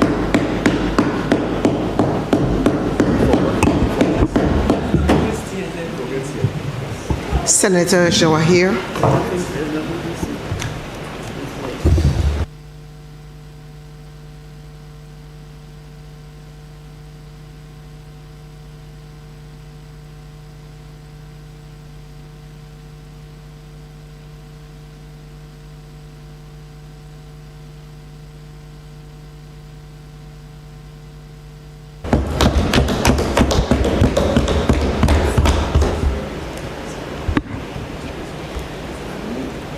Thank you, Madam President. Special good morning to you, and of course, good morning to fellow colleagues senators. Madam President, I want to thank you for the opportunity to make my contribution to what I call the most people-centered budget yet, presented by our Prime Minister, Honorable Philip J. Pierre, better known as the Appropriations Bill. Madam President, with your permission, I would also beg leave for a moment to extend sincere condolences to our Deputy Clerk, Ms. Sharon Montut, on the passing of her father, to the Deputy Secretary General of CARICOM, St. Lucian, Dr. Armstrong Alexis, and his family, on the passing of their mother, a stalwart in the constituency of Grosile, and to the family of Mefa, who was laid to rest this week, a stalwart of the St. Lucia Labour Party from the community of Bexor. Madam President, I would also like to extend advance greetings to the workers of St. Lucia as they celebrate Labor Day tomorrow, and also extend greetings to the executive members and supporters of the St. Lucia Labour Party who will recognize the work of Sir George F.L. Charles, the founder of our party, who led the charge for workers' rights in St. Lucia. And Madam President, I would also just beg just 1 minute of you as I set the foundation for my contribution today, and recognize briefly the contributions which to this day are the foundations of our budget presentations by members of the St. Lucia Labour Party, the contributions of Sir George Frederick Lawrence Charles. Just a minute, Madam President. Sir George F.L. Charles, born on 7th June 1916, was a trade unionist, politician, founder of the St. Lucia Labour Party, and Chief Minister of St. Lucia from January 1960 to April 25th, 1964. He was a recipient of St. Lucia's second highest honor, the St. Lucia Cross, in 1987, and was knighted in 1988 by Queen Elizabeth II. The George F.L. Charles was then named was then named after him, and he had the privilege of studying at the St. Mary's College. But Madam President, like many young West Indians at his time, he migrated to Aruba and worked there for a while with the Largo Oil and Transport Company. In Aruba, he was exposed to trade union activities, and on his return to St. Lucia in 1945, he championed the cause of workers at the VG Airport, now George F.L. Charles Airport, where he was employed as a timekeeper. Madam President, his solidarity on that occasion propelled him to the General Secretaryship of the St. Lucia Workers Cooperative Union. He played an increasingly active role in trade unionism, and by 1948 was elected to the Castries Town Board as the trade union representative. He stepped up his efforts to secure a more democratic mode of representation, and in 1950, he and his father were among the key personalities leading the St. Lucia Labour Party. Madam President, in the 1951 general elections, the first held under universal adult suffrage, the St. Lucia Labour Party, under his leadership, won 5 of the 8 seats against the middle-class-oriented People's Progressive Party. Madam President, the struggle that Sir George led resulted in a series of constitutional reforms, obtaining a responsible ministerial government system, and he was named as our first chief minister in 1960, as well as the first minister for education and social affairs. He was knighted by Queen Elizabeth, and he passed away in 2004. Madam President, may his soul rest in peace. Madam President, the work of Sir George Charles, fighting for workers' rights in St. Lucia, is fundamental to why we are in this house today. To fight for the rights of St. Lucians and, according to the Prime Minister's budget, to enhancing our infrastructure for security and prosperity. Madam President, with quick reflection, I sat in the gallery last week and listened intently to the presentation of former Prime Minister Honorable Dr. Kenny Anthony, taking us down memory lane and reminding us that it was and has always been the St. Lucia Labour Party to implement policies that address the social ills of our nation. Madam President, the opposition gave all the excuses as to why they could not get things done in their time because of COVID. And their government recognized the rate of inflation had increased. But they were not the ones to come up with policies to put monies in the pockets of St. Lucians. Madam President, they knew all of that, yet they were neither the ones to pay the increase nor the back pay. But this government did it. Madam President, in this tough economic times, we were the ones who introduced the first ever minimum wage, where workers receive $1,200, where children can now get another 2 CXC fees paid. Madam President, we are also giving bakers a rebate. We are ensuring that all non-established government workers or government employees who are daily paid or classified as wage earners will be given permanent employment after 2 years. And that is over 1,900. And I know Honorable Senator Allison just spoke to that. Madam President, even with these excuses and even with the tough economic times that this government is facing, well, the excuses of the UWP, we are still the ones to ensure that as of January 2025, income derived from pensions will be tax-free, Madam President. A one-off payment will again be paid in November this year to pensioners at $600. This government, look, Senator Jo say she can't wait. Senator Jo, you pensioning? This government is also ensuring that effective January 1st, National Insurance Corporation will increase pension payments in line with the Consumer Price Index. And this is not just for government pensioners, Madam President. This is for everyone who is paying NIC. So when the UWP came into the House and say, oh, it's for government only, why not for everyone paying NIC? Here is a Prime Minister who has listened and is saying that effective January 1st, everyone will get their increase in line with the Consumer Price Index.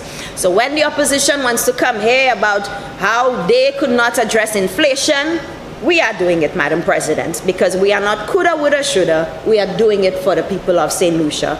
Madam President, I take you to page 2 of the Appropriations Bill, and in the words of the Prime Minister, nobody knows tomorrow's challenges. No one in this honorable House, no citizen of this country.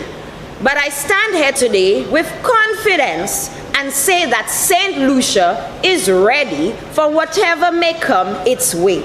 What I do know with absolute certainty is that we have been able to pay our bills. We have been able to pay public servant salaries, given civil servant salary increases, back pay and bonuses included, improved the lives of our pensioners, and given our young people confidence through the youth economy while creating through the MSME program an environment for small entrepreneurs to grow their businesses. That is how you tackle inflation, Madam President, and still promises made, promises kept. Senator, just want to point out, when you're finished with the Prime Minister's words, you should say unquote, because it will be in the record as him continuing with what you're saying. So just make it sure you unquote at the end of the word businesses. Yes, unquote at the end of businesses. And then you proceed with your own. Thank you, okay. Madam President. I will take you to pages 4 to 11 under education, where the SLP boasts of opening 4 technical vocational schools, giving students more than 7,000 laptops, and September this year another 2,000 will be given, something I'm really excited about because I know for years we had to pay that higher purchase for my laptop, but fortunately for the students of St. Lucia, they're given these laptops for free. But Madam President, this laptop thing is something that we need to have a serious understanding of.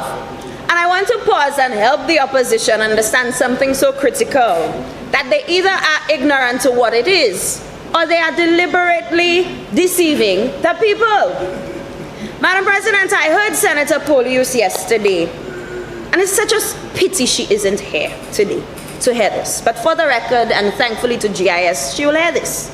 Senator Polius spoke of a laptop being insignificant to the ebooks that her government, although she wasn't around at the time, that her government introduced to the people.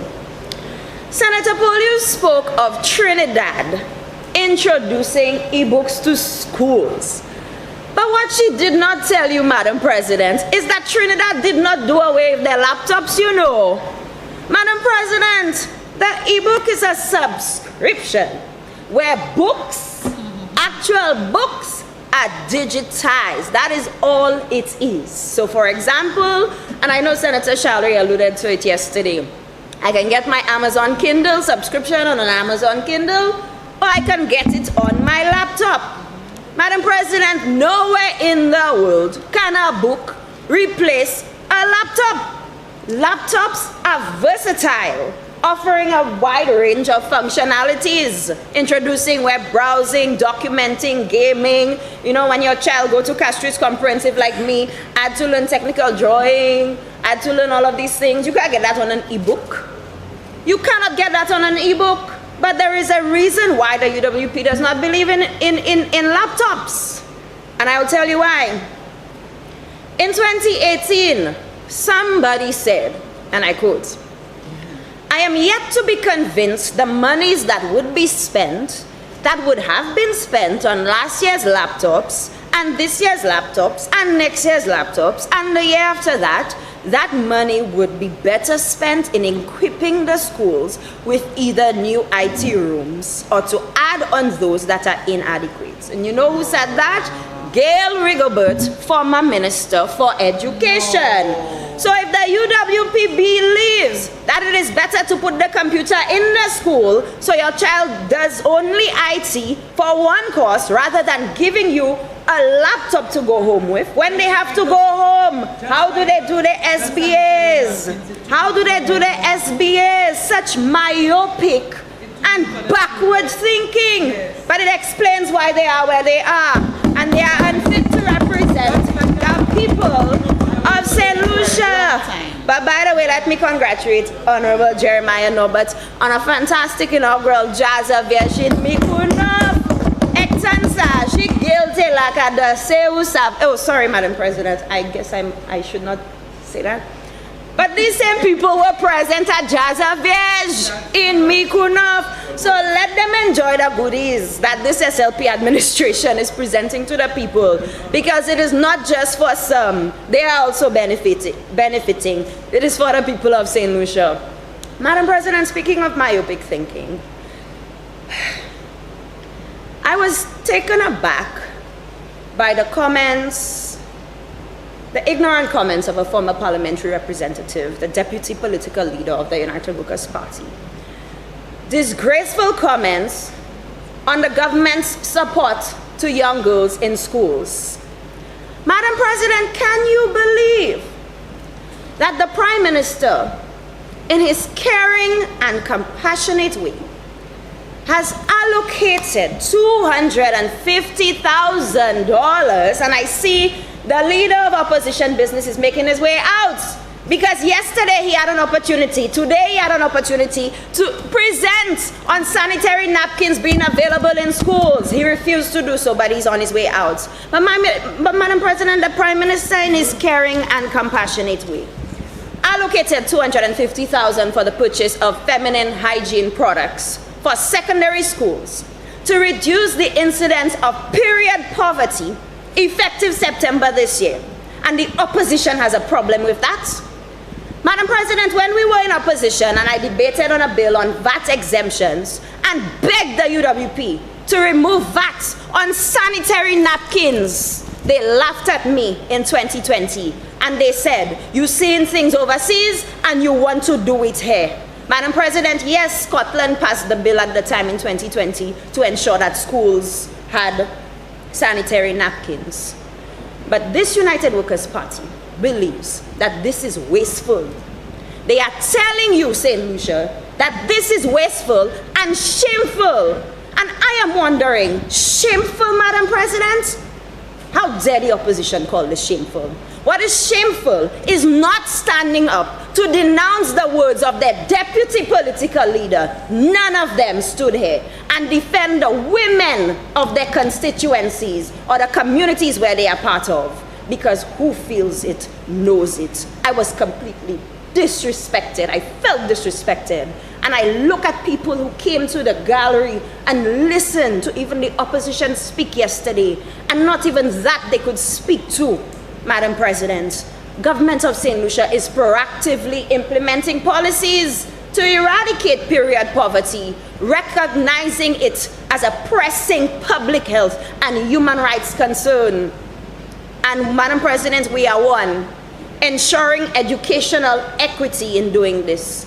Period poverty adversely affects students' attendance and performance, and giving them $250,000 in this year's 2025-2026 budget provides free feminine hygiene products in schools. The government aims to ensure that no child, no girl will miss school due to the lack of access to sanitary products. Madam President, too, we are promoting gender equality. Access to these products is essential for our health and dignity. The government's initiative to regulate the prices, because remember the Prime Minister first came and he removed VAT on it to regulate the prices, and eventually we plan to put it on the price control list, as the Minister for Commerce once said. It demonstrates our commitment to equity and supporting women's rights. And Madam President, we are also addressing the economic disparities, because the high cost of this product can burden low-income families. Removing VAT on these napkins, putting it in the schools, reduces financial barriers, making these products more affordable. Madam President, but that is shameful that none of them could come here and defend the thousands of women who wake up very early on the line to ink their finger for them, they could not come in this honorable house and defend them. That is shameful. And it is high time that the UWP open their mouths to speak for the people than to say what they say on national television. But Madam President, there are policies and there are coulda, woulda, shoulda. Coulda, woulda, shoulda administrative center, where Senator Stanislaus wants to come to this honorable house and say the administrative center proposed for Soufriere was his idea and that it was in motion. He did not even have drawings for it, you know, Madam President. So how it's in motion and you don't even have a drawing for it? When we know full well that this was the idea of the former parliamentary rep, Mr. Harold Dalso, Madam President. According to page 46 of the budget address, an inception report has already been completed and approvals for demolition of the existing structure are currently being secured. Not coulda, woulda, shoulda. We are doing it. On page 54 of the budget, we continue to see significant investments being made in shaping our nation and decreasing our unemployment rate, which has now reached the lowest ever. Last quarter recorded at a historic 8.8% low, which means that the policies of this SLP administration are working. Very strategic, Madam President. And we see the achievements of our tourism ambassador, bringing our first ever Olympic gold and silver medals. Julian Alfred continues to be celebrated. We see the transformation of the Darren Sammy Cricket Ground which hosted the ICC Men's T20 World Cup. Brilliant pitch, brilliant renovations, brilliant lights. Oh my gosh, even the decorative and non-decorative lights. Madam President, we saw that same $80 million that Honorable Je spoke about, that $80 million loan, also provided funds for major infrastructure works and lighting for 12 additional playing fields, lighting and complete renovation of the Mindu Phillip Park and the Grozile Mini Stadium. It was certainly a successful year for our young people with record-breaking successes, such as the first ever semi-professional football league, where our young men can now get paid to play. And Madam President, this year we saw the lights were turned on at the Mindu Phillip Park and ushering the semi-professional cricket league, where this SLP administration has injected over $700,000 for payments to these young men. Our boys matter. So when Senator Fede stood in the House and is talking about a plan to arrest crime in St. Lucia, these are some of our interventions, Madam President. Page 39.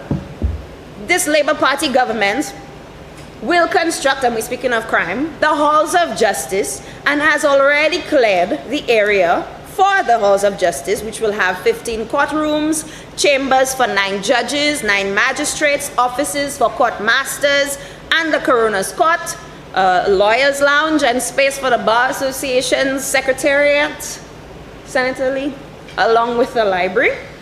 And it is this government, Madam President, on page 45, who is nearing completion of the Northern Divisional Police Headquarters and will this year begin construction of a new police headquarters complex with the Central Division in Cass Street to provide for centralizing policing needs, improving service delivery, enhancing security, of course, and reducing long-term operational costs. As it stands, we are paying for rental of the Chesterfield location. Madam President, it is also this administration that has reconstructed custody suites, which will be open very soon, opens the drug squad building, rehabilitates police stations across the island, and still, on page 45, will construct a new where is the member for ancillary? Well, not member for ancillary, former member of ancillary canneries. I want him to head that one. Still on page 45, we'll construct a new fire services headquarters and a West Coast fire station in ancillary canneries, where he failed to provide to the people he once represented. But instead, you know what he was too busy doing? Taking the ideas of constituents for bamboo rafting businesses. because that is all you could have afforded to the people of ancillary canneries. Madam President, whew, there were certain areas I came well prepared for, because I see the member was flashing documents yesterday, but he decided to change his mind because we came well prepared with a response for that. But since he's not in the House, we will leave it as it is. Madam President, I know that my colleagues before me have said a lot, and I've really touched on various sectors like education, infrastructure, construction, and I know the leader of government business also has to add his voice to that. But I just want to take a moment to really give that Prime Minister of ours, Honorable Philip JPA, the kudos that he deserves. I am so proud of this Prime Minister, Madam President, and how he pays attention, sits quietly and listens to the plight of the people, and together with his cabinet of ministers, comes up with these policies that hit the core of the issues that the people of St. Lucia face, giving them a lifeline of hope that finally there is a government that cares. Madam President, just like Senator Jha, if we have to dissect these policy proposals, it will take us maybe a week or a month, and we have for the record tonight, so maybe we can come on there, Senator. But speaking of for the record, I want to also take a moment to wish the people of St. Lucia, Madam President, a safe and enjoyable jazz season. As we take it to Castries East with the opening of jazz at the Mindo Phillip Park, and continue over the weekend and the next week with jazz in the communities. Make sure you'll come down to Bexar, Hills and Valleys, hosted by the Bexar Council and Parliamentary Rep on May 1st, the holiday. Hills and Valleys will have their jazz gospel concert as always. Madam President, with these few words, and bearing in mind that we will continue to advocate for the people of St. Lucia and continue to push these remarkable policy proposals presented by the Prime Minister, I want to stand here and say that I give my full 100% unequivocal support to this year's Appropriations Bill for 2025-2026. Thank you.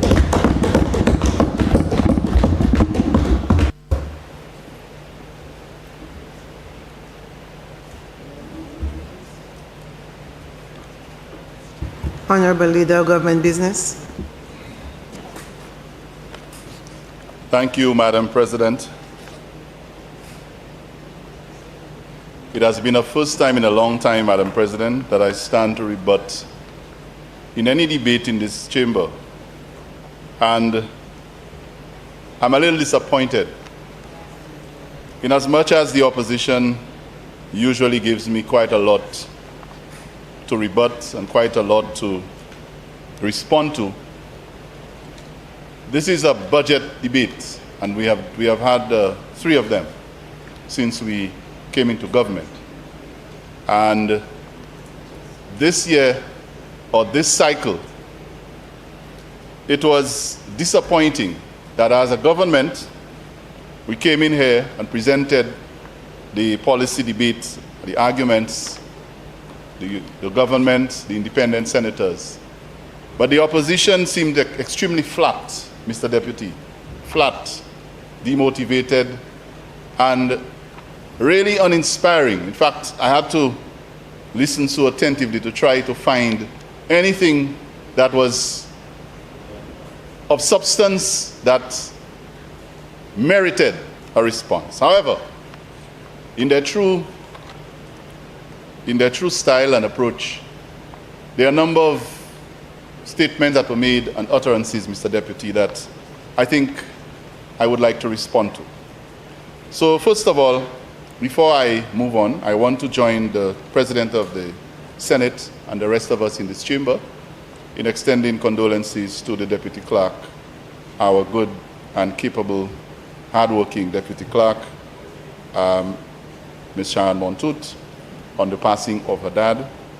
I know the funeral is very soon, and I know she has, despite that, been very committed to her duties and been here with us, so I extend the best to her and her family and pledge our support to them always.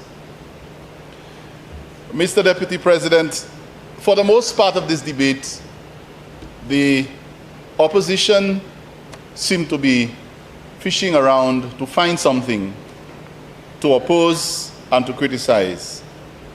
Because after the delivery of this masterful presentation by the Honorable Prime Minister a week and a day ago, it is not surprising, although I'm disappointed, but I'm not surprised, that the opposition had so much difficulty dealing with this budget. And so there was initially a fixation by the first of their speakers, who is not here today, Honorable Polius, on the ebooks, a very stale, disproved, and debunked ebooks argument that I think has been properly dealt with by Senator Antoine and others in this chamber. Mr. Deputy, even in opposition, I remembered about 4 or 5 years ago when that came up. I had said that the laptop, you can download ebooks on a laptop and several other devices. But the opposition persists. You see, when you have gotten it wrong, it is okay to admit that you've gotten it wrong. But I do not know why, after the people of St. Lucia have made you pay for saying certain things, making certain decisions regarding laptops, all of that, you have paid the price for it at the polls. You are now sitting in opposition because of these kinds of positions. You want to get back into government, and you persist with that argument that this ebooks thing is still relevant. This thing has been distilled and the people have passed their judgment on that. Why are you still persisting with that? It seems that the opposition would like a double dose of what the people have to do or have to give, and they're going to get it. Leave that ebooks business alone. Mr. Deputy President, this thing about who owns the content and if it's content relevant, we have discussed this. We have made it clear that this was a bad decision. It is still costing the government money. We had to pay for these licensing fees from the people's budget, from the people's revenue, the people's money. Yet the opposition comes here with nothing to say, so they jump back on ebooks. Madam President, the member tried to make the argument, which was a little bit of a better effort, to suggest that, okay, the government is doing so many good things. The government is giving this and giving that and handouts here, and we're paying for CXC, and we have increased teacher materials allowances. You know, she had to say it because it's true. And that all of these things are not yielding better performances from our students. Really? Really? Now, I was tempted to stand on a point of order, but that was not worth doing. So, Mr. Deputy, let me use their very favorite document, the Economic and Social Review, to justify the investment that we are making in the devices, the laptops, the teacher material allowances, and the investment we're making in education in this country. Mr. Deputy President, on page 100 and pages 101 of the Economic and Social Review, and I'd like to read it because, you see, the opposition, when it's convenient, they wave this as the Bible, especially the leader of opposition business. Always, his copy of this document has lost its cover or its color because he's always beating on it. But when it is not convenient, he tells you that we should not go according to this. We should listen to the IMF. Later in my rebuttal, Mr. Deputy President, I will cite the IMF to debunk something he just said about the IMF. Because you see, when you make statements like that, the documents and the information is available. So when it's convenient, this is the right document and whatever this says is correct. When it's not convenient, that should not be our point of reference. This is my point of reference, Mr. Deputy President. In response to the assertion made by the opposition that the investment that this government has made in education is not paying off, and the member was bordering on putting teachers down, because how could you say that the students are not performing, the performances are not good in the schools, and we're putting money in education? Here is the evidence, Mr. Deputy President. On page 100 of the Economic and Social Review, I'm happy that the leader is back because I'm using his favorite document. And I quote, I'm reading from the last bold heading, which reads Public-Private Secondary School Examinations. I quote, the overall pass rate for Caribbean Secondary Examination Certificate, CSEC, examination increased, and that's the pass rate here, examination increased by 2.4% to 75.3% in 2024 compared to the previous period. This represents a significant improvement in performance since 2022. Moreover, Mr. Deputy, listen to that carefully. End of quote. I go back to the document. The document continues to say, moreover, the island's performance was higher than the regional pass rate of 69%. Let me read that again, Mr. Deputy President. The opposition is saying that we are giving children laptops, we are spending money on this, and so the students' performance does not reflect that. The Economic and Social Review, their favorite document, says the overall pass rate for Caribbean Secondary Examination Certificate, CSEC, increased by 2.4% to 75.3% in 2024. Page 100. Compared to the previous period, it goes further to see, it's comparing us to the region now. This represents a significant improvement in performance since 2022. Moreover, the island's performance was higher than the regional pass rate of 69.0%.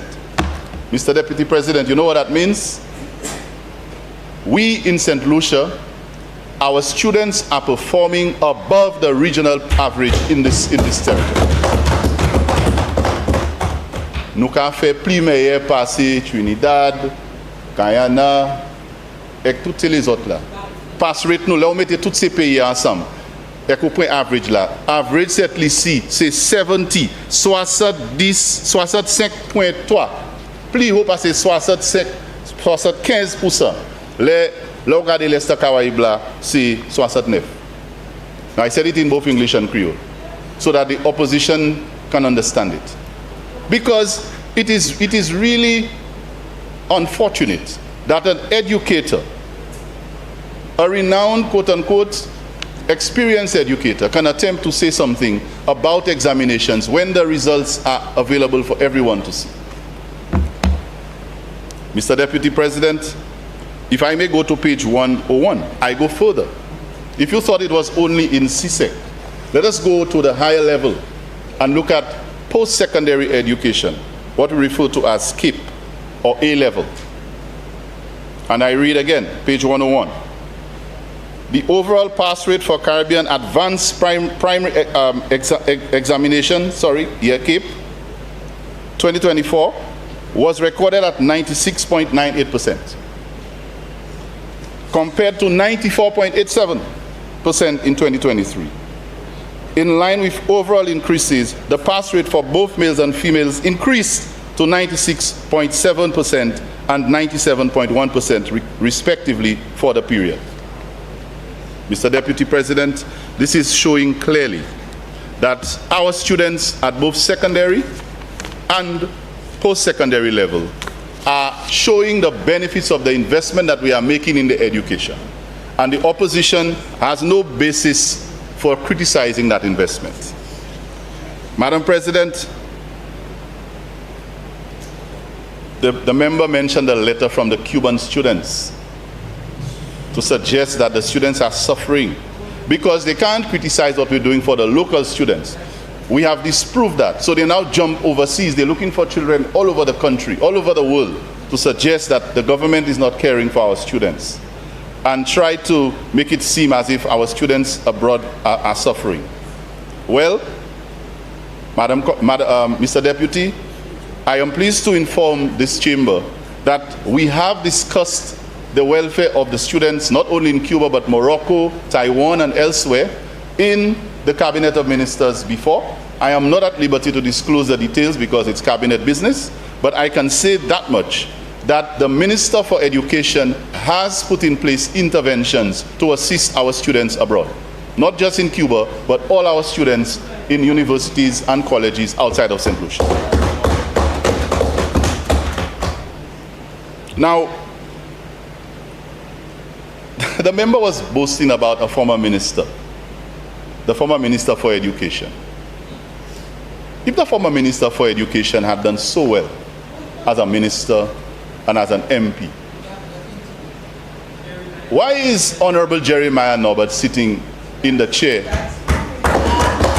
What? You mean the people of St. Lucia were so ill-informed and so not smart that in Sir John Compton, and may his soul rest in peace, Sir John Compton sit in Miku North, after you had done so well and you lost that seat, your performance in education was dismal, to the extent that you lost your seat, and somebody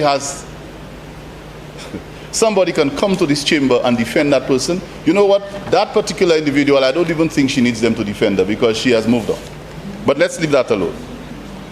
And then there was the conversation about the demise of the banana industry. The banana industry, it basically has crashed.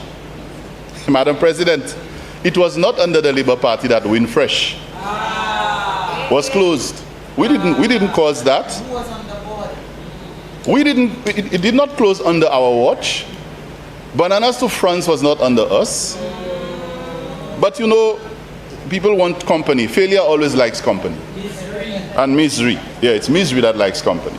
So they're looking for company for the miserable performance that they had in bananas, but we shall not join that. And so that argument does not hold.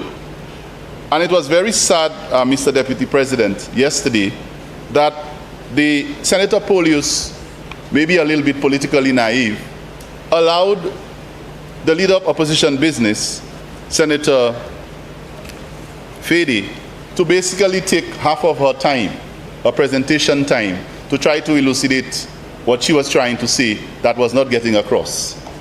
And it didn't give her enough time to really get across anything that she was trying to say, because I thought that her colleague basically was responsible for taking most of her time.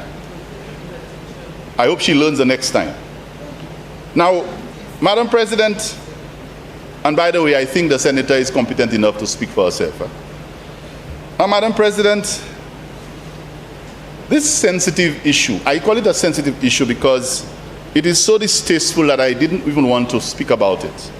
But since it has been mentioned, and it's probably the most talked about issue in the last few days, this issue about sanitary products in schools and what the deputy political leader of the opposition had to say, I was disappointed that as the sole member of the Senate, that Senator Polius did not at any point yesterday or in this debate, and neither did any of the other two senators, attempt to distance themselves from that kind of utterance. And so I say to them, if you're not distancing yourself from it, all of them have spoken, we have raised the issue here, nobody from this side has in any way suggested that they have distanced themselves from it. So I'm going to say, if you are not distancing yourself from it, you have to own it. You have to own it, because it came from the mouth of your deputy leader.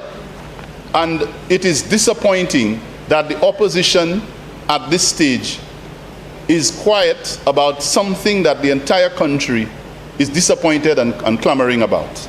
And Mr. Deputy President, I think I challenge the opposition.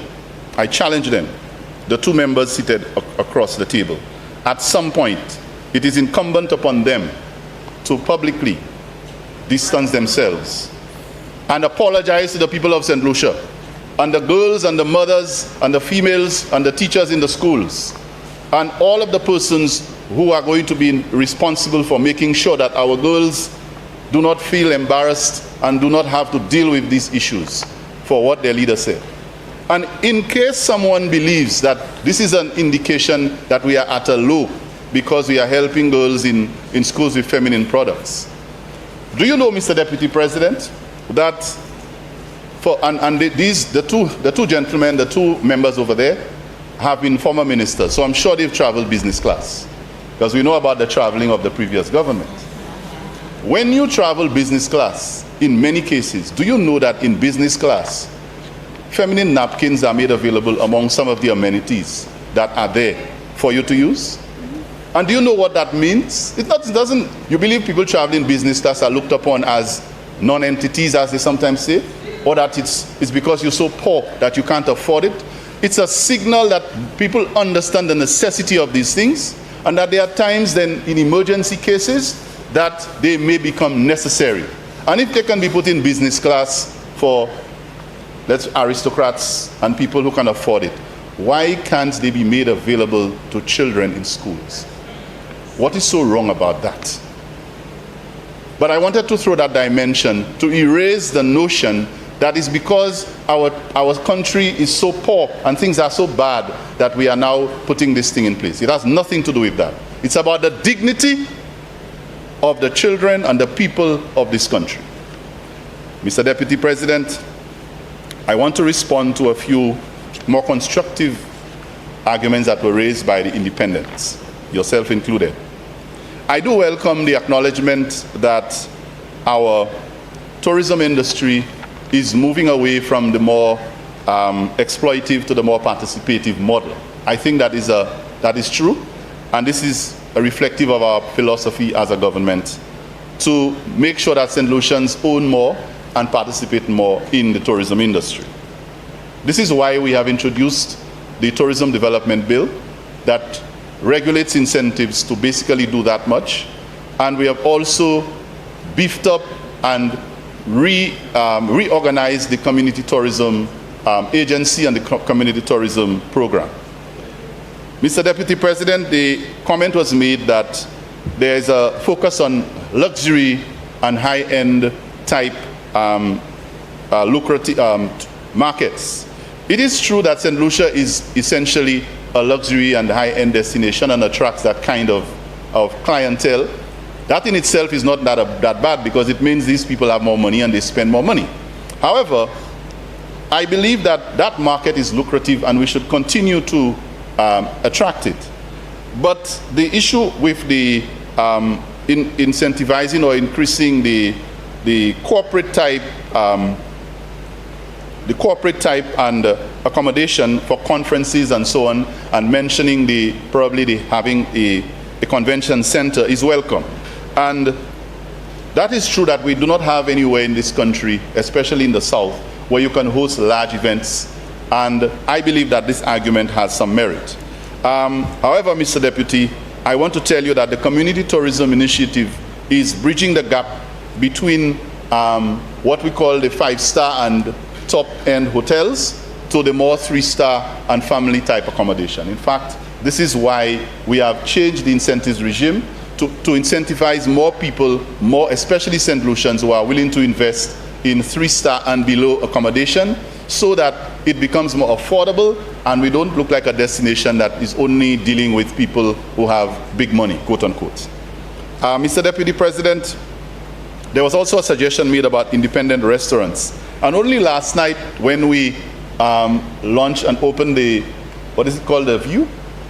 The View, former Mon by Lookout Point on the Mon, the Prime Minister and I remember the Permanent Secretary, there was a discussion about ensuring that there is a restaurant set up below at the basement of that establishment.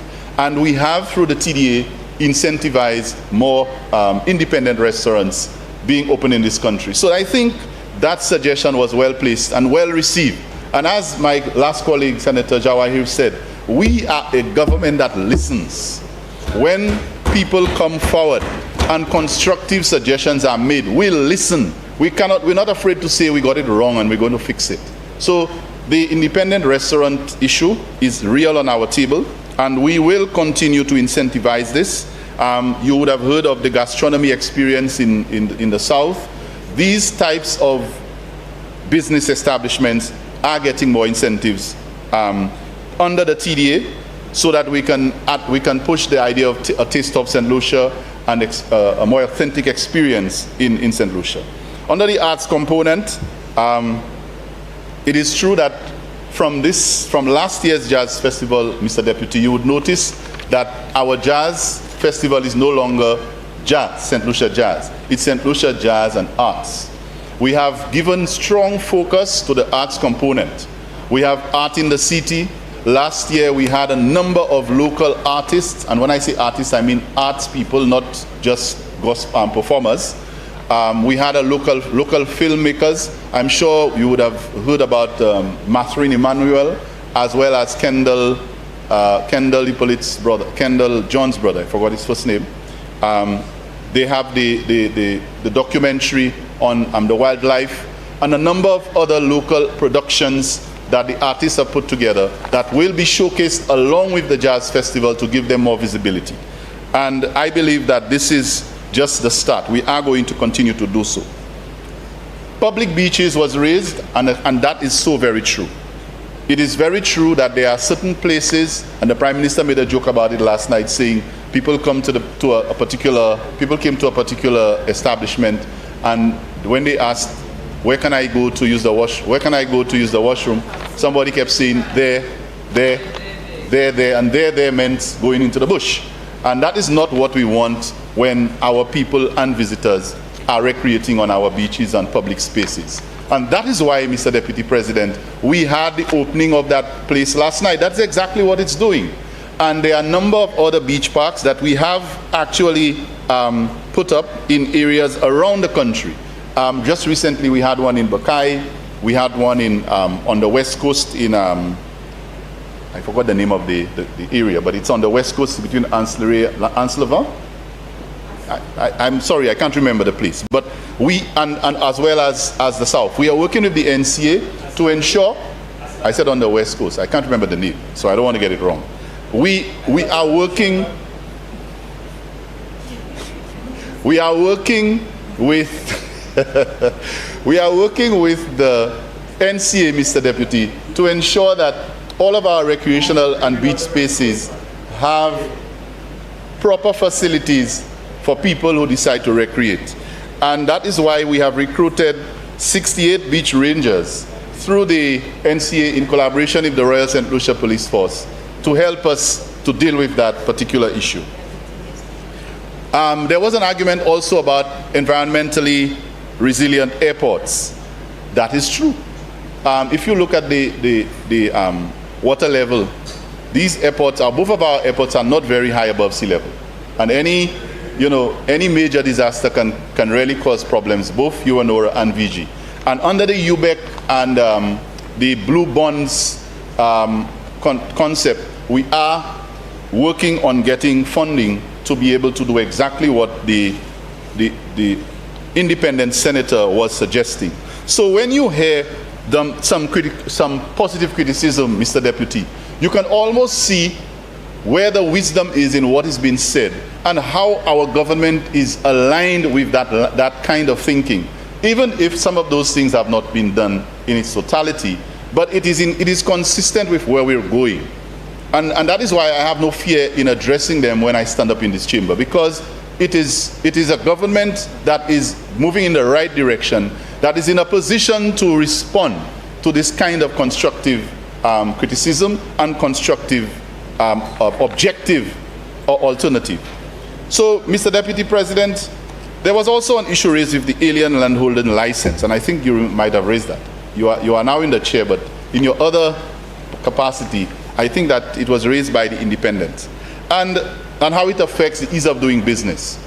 Now, we have to find a balance between that and preserving the little bit of land space that we have.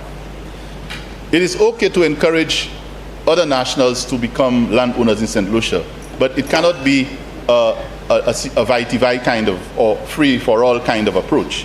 And so I want to say that this regime was revised by the previous government, but we intend to restore some sanity to that process. We believe that there are some areas that were very questionable, and we need to make sure we get it right.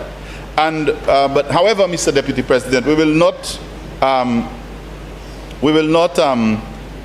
forget, or we will not in any way compromise the efficiency or the effectiveness of the mechanism that we are using. And we cannot totally just liberalize the whole system, because the right to owning property in this country with limited spaces must be protected. So that is one of the reasons why there may be a few little loopholes and processes that can be a little frustrating, but we do not think that we should just liberalize it and free it up. There has to be certain controls to ensure that we preserve the little bit of land space. We're only 238 square miles, and most of our land space is not suitable for what some of those intended land license holders are asking for. One more thing about the resilience ports, Mr. Deputy, that is exactly what the Sovereign Wealth Fund is set up to do, to provide us with that avenue. Now, taxes was one of the conversations, and I know it's one of the senators, independent senators' favorite topic. But it's true that we have made it a lot easier. While some want to say that we have increased taxes, we have actually been more effective in collecting revenue. That is what is happening. It's not that we raise tax. This government is able to collect more tax because we have given more tax breaks and breaks on interest and penalties. That's what we're doing. And that is what is causing our citizens to be more willing to pay up on their taxes. And the fines and penalties waiving approach is working. Mr. Deputy President, the commission of inquiry, on the HIA, St. Jude's Hospital, John Compton Dam. When that was raised, I remembered when the issue was raised. When the independent senator said, I believe we should go a little further than just saying we're going to do things and we should probably have a commission of inquiry. And then he said, HIA, the leader of opposition business, who is talking away there now, he started tapping at the table and got excited. And then the independent senator said, St. Jude Hospital, and he was going. But when the independent senator said, John Compton Dam, tout tapping fini, because that one hit a sensitive area. And so I think that sent a clear message that commission of inquiry does not apply to only one or selected areas. Wherever there is suspicion, wherever there is reason for anything that should not have happened, it includes some of the projects that they presided over. So I am happy that the tapping stopped at a particular point. Now, I know one of the independent senators is very passionate about the arts. And I acknowledge the issues he raised about the amphitheater, and I believe that was Senator Charles. And acknowledging the importance of having these facilities to preserve the legacy of our arts people and our icons, like Ramopoleo and so on. And I think that is well in order. There was an issue raised of food security, but I believe that it is correct for us to continue to promote the idea of consuming our local products. And I will continue to support what the Prime Minister said about growing what you eat and eating what you grow. The AI issues, they were mentioned, but I believe that they are very efficient in the operations of government, particularly in Parliament. Now, Mr. Deputy President, yesterday afternoon after lunch, one of the opposition senators decided that it was his turn to speak. And so he, for the first time for the day, injected a little bit of excitement into the debate. And so Senator Stanislas started off by calling the budget. They found a name for it. They've called it all kinds of names. I mean, every budget gets a nickname. I remember in the 80s, bikini budget and this budget and that. So they're looking for a name for the budget. So I've had all kinds of names. So he attempted to, I'm rebutting him about, he attempted to call it the higher purchase budget. But in calling it the higher purchase budget, Mr. Deputy President, he was borrowing and repeating what his first deputy leader decided to use. That was his first deputy's coining of the budget. So how convenient. But I want to tell him, the same way they are owning what his first deputy says when he calls it whatever budget he calls it. I want them, when you're going to quote your leaders and take a cue from what they say, take a cue from what he said about our children in the schools and our ministry. Because it's the same person who said it. It's the same person who said it. And about the injections in the nurses. Throwing all kinds of aspersions about our public servants. And that is why I said in the beginning, you must own it. Anything that is uttered by your leaders in opposition, if you are going to own it, you have to own the whole package. Own it. So, Mr. Deputy President, he started off by talking about debt. You like that topic? Debt, we have debt, we have debt.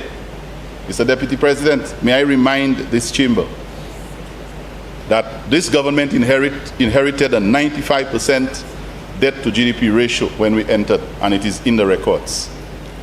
And now we have been able to reduce it, and that's a fact, by a whopping 12%, from 95 to 73%. Well, 22%, my math was wrong. A 22% reduction in the debt. We have created a gap or a space, fiscal space of 22%. You can't erase that. And no matter what you try to say about this social and economic review, we must not listen to it, we must not follow it, we have this IMF we must follow. I'm coming to IMF just now, because before I end this debate, Mr. Deputy, I will ask the leader of opposition business whether or not he truly agrees with what the IMF says. Because there's something else the IMF said. Leader of government business, you have 10 minutes. Thank you. Mr. President. Yeah. Sorry, Senator Fede? Yes. Mr. President, the member continues to mislead the House. And I am sorry for interrupting his presentation, but... Are you writing on a point of order or on a elucidation? price of order. Yeah, so when you say that it is because of your masterful leadership that the debt to GDP came down from 95 to 73.5, where it is now, that's misleading. The only thing and the main contributing factor is that the COVID restrictions worldwide were removed and tourism rebounded, and so therefore the GDP side of the ratio was increased and cancels out the debt to GDP ratio. You have carried up the debt stock by more than by close to $1 billion so far. Please continue. Thank you, Mr. Deputy. You know, I will remind the leader of opposition business that I am not his colleague yesterday that he tried to elucidate and take all of our time. I have never said what contributed to anything, you know. I just quoted a number, and I said that under this government, when we inherited the debt to GDP ratio in 2021, it was 95%. Today, in 2025, it is 73%. That's a fact. Tell me about COVID and so on. He wants to elucidate on my argument without saying he's standing on a point of elucidation, Mr. Deputy President. You should not abuse the standing orders. Next time, if you're standing on a point of order, say what I said that was not true. Madam, Mr. Deputy, lest I lose any more time. So therefore, some of the debt, now you know the opposition is so cynical. I use that word. Not some. A lot of the debt that they know we are paying, they say we have debt, we have debt. You know why they know we have debt? Because they know what debt they left for us. You know a lot of that debt, Mr. Deputy President, was COVID debt. They didn't pay a cent. Over 300 million. They didn't pay anything. That they had a grace, listen to that, a grace period of 5 years. So when they borrowed the money during COVID, between 2020 and 2021, they borrowed that money, but there was a 5-year grace period, so they were not paying any debt thereafter. Who is paying for the COVID debt now? Monsieur President, qui moun qui ka paye pour tout COVID debt là, gouvernement ça l'a prêté. So they know there is debt. Of course we have borrowed, but they know there is debt. Senator Fede? Yeah. Mr. Deputy President, thank you very much. On a point of correction. No, it's On either a point of order, on a point of decision. order, the member has stated an untruth. When you say that we weren't paying any debt, you need to clarify. When a debt comes with moratoriums, you still have to pay the interest on the debt. And you are benefiting from some of those moratoriums which went for 5 and 10 years. So it's a continuous process. Are you going to clarify your comment, please? Mr. Deputy President, the member did not stand on a point of elucidation. He didn't ask me to clarify. He stands, and that is the issue. He stands on a point of order to say that what I said was not correct. But he's trying to, if he wants me to explain, he can ask. Mr. Deputy President, and he's trying to say what I said. That's not true. I have said that the government before us borrowed $300+ million for COVID, and this had a 5-year moratorium, a break, and we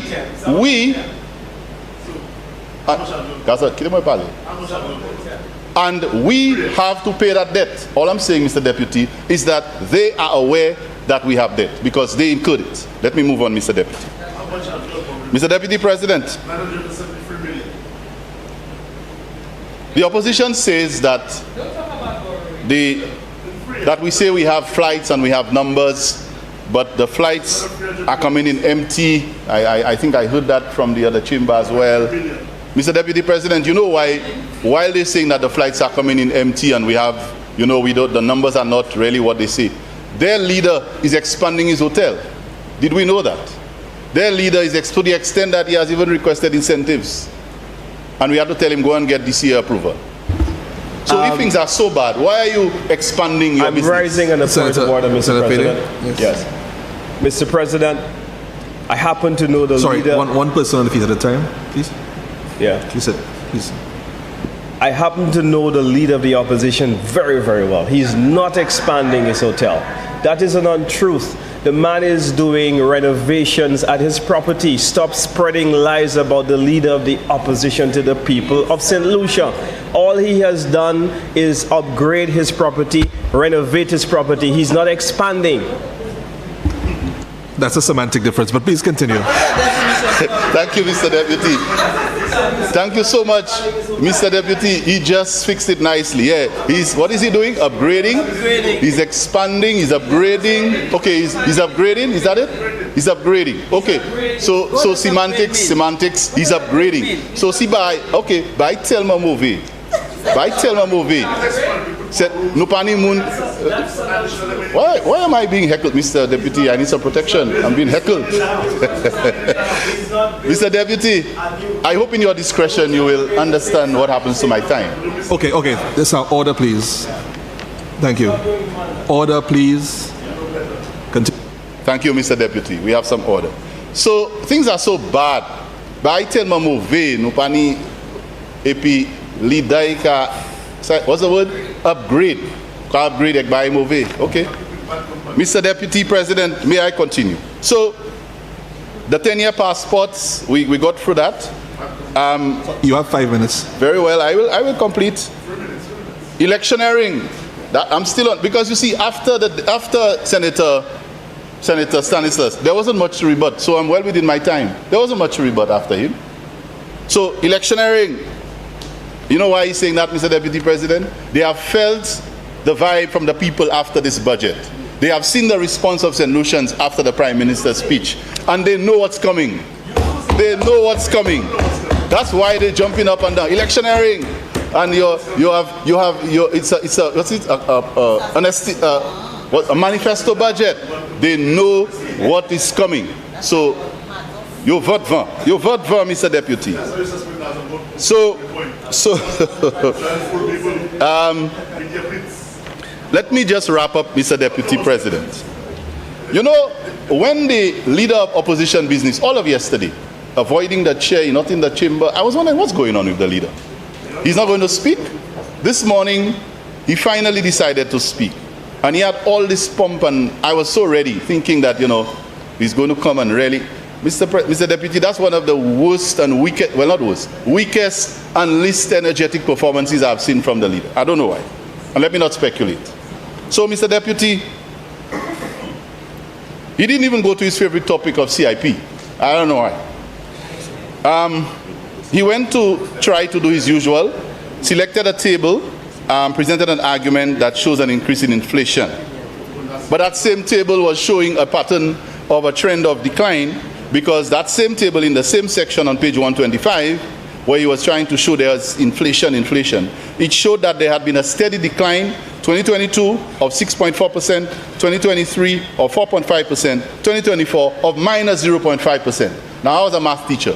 When you do the math, it's a negative 6.9% decline. That is a trend, that's a pattern, and that is clear. It's showing that there is a decline. That's what it is. Mr. Deputy President, finally, Mr. Deputy President, when the leader of opposition business found nothing to say, nothing, he decided that he was going to cast doubt about the social and economic review. And in my last 2 minutes, I will definitely address that. And so he takes the document that he has been using for the whole every year, every day, and he says he has his doubts about this because the IMF said this, and the IMF, he even has a document circulating. Where is it? Where is it? Yes. He has a document circulating, but it's from the St. Lucia Times, you know. It's something he got on social media or somewhere, he printed. And from some news source, St. Lucia Times, that's what it says.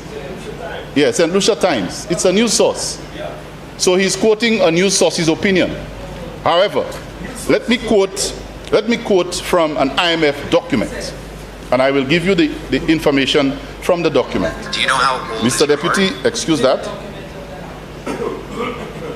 The IMF document, and I'm not going to use it extensively, so I'll just mention it. IMF Executive Board concludes 2024, Article 4, consultation with St. Lucia. Washington, D.C., on February 7, 2024, the Executive Board of the International Monetary Fund, IMF, concluded the Article 2024, Article 4 consultation with St. Lucia and considered and endorsed the staff appraisal. Now, here's what it says. St. Lucia's tourism dependency economy has normalized after the pandemic. GDP growth is expected at 3.7% in 2024 on strong tourism, construction, and manufacturing activity. Unemployment has dropped to decade lows. The authorities recently introduced a minimum wage, increased minimum pensions, and plan to implement an unemployment insurance scheme. And inflation, which peaked at 6.4% in the year 2022, fell to 0.08% in June, driven by energy prices as well as reduction in VAT. Okay? Now, Mr. Deputy, it goes on, but I know my time is almost up. Yeah, well, your time is up. Right. So please wrap up. If I can make my closing statement. I am saying, Mr. Deputy President, this is the IMF. Does he believe that? Because it's the IMF that's his credible source, and what the St. Lucian public servants prepared, he has doubts about it. Well, if he has doubts about this, I have just read... Mr. President, I rise in the point of order. Again,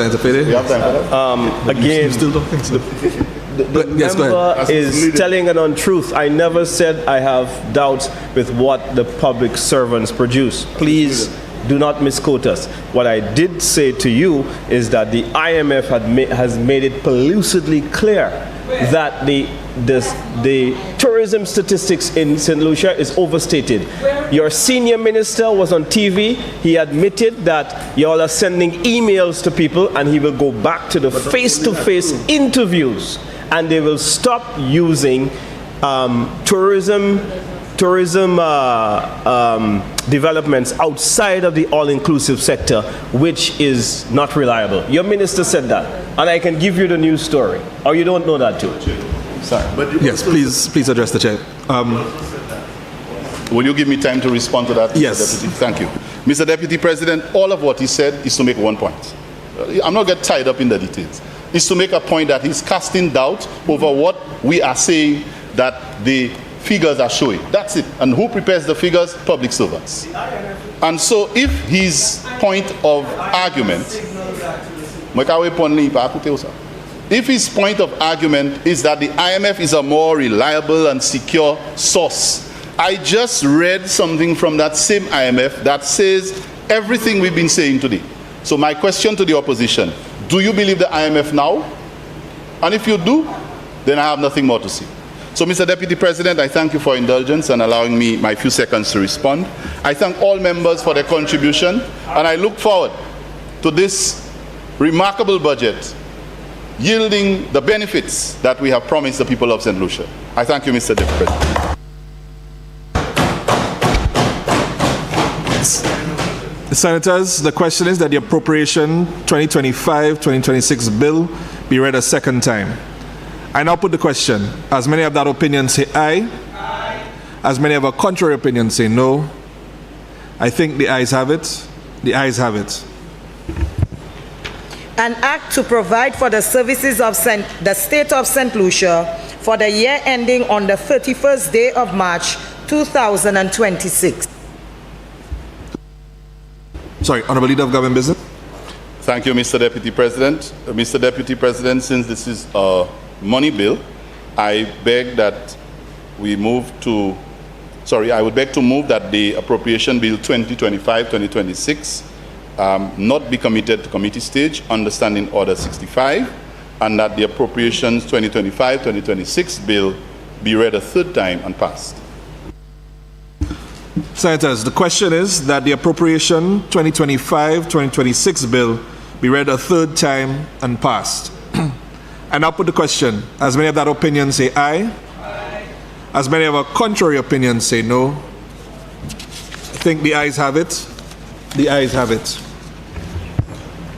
Be it enacted by the King's Most Excellent Majesty, by and with the advice and consent of the House of Assembly and the Senate of St. Lucia, and by the authority of the same as follows. This act may be cited as the Appropriation Act 2025-2026. Appropriation of $2,057,519,900 for the services of the State of St. Lucia for the year 2025-2026. Honorable Leader of Government Business. So, Deputy President, come to the favorite part of the day. I move that the Senate do stand adjourned sine die. Honorable Senators, the question is that the Senate do stand adjourned sine die. And I'll put the question. As many of that opinion say aye. Aye. As many of a contrary opinion say no. I think the ayes have it. The ayes have it. Senate sitting adjourned.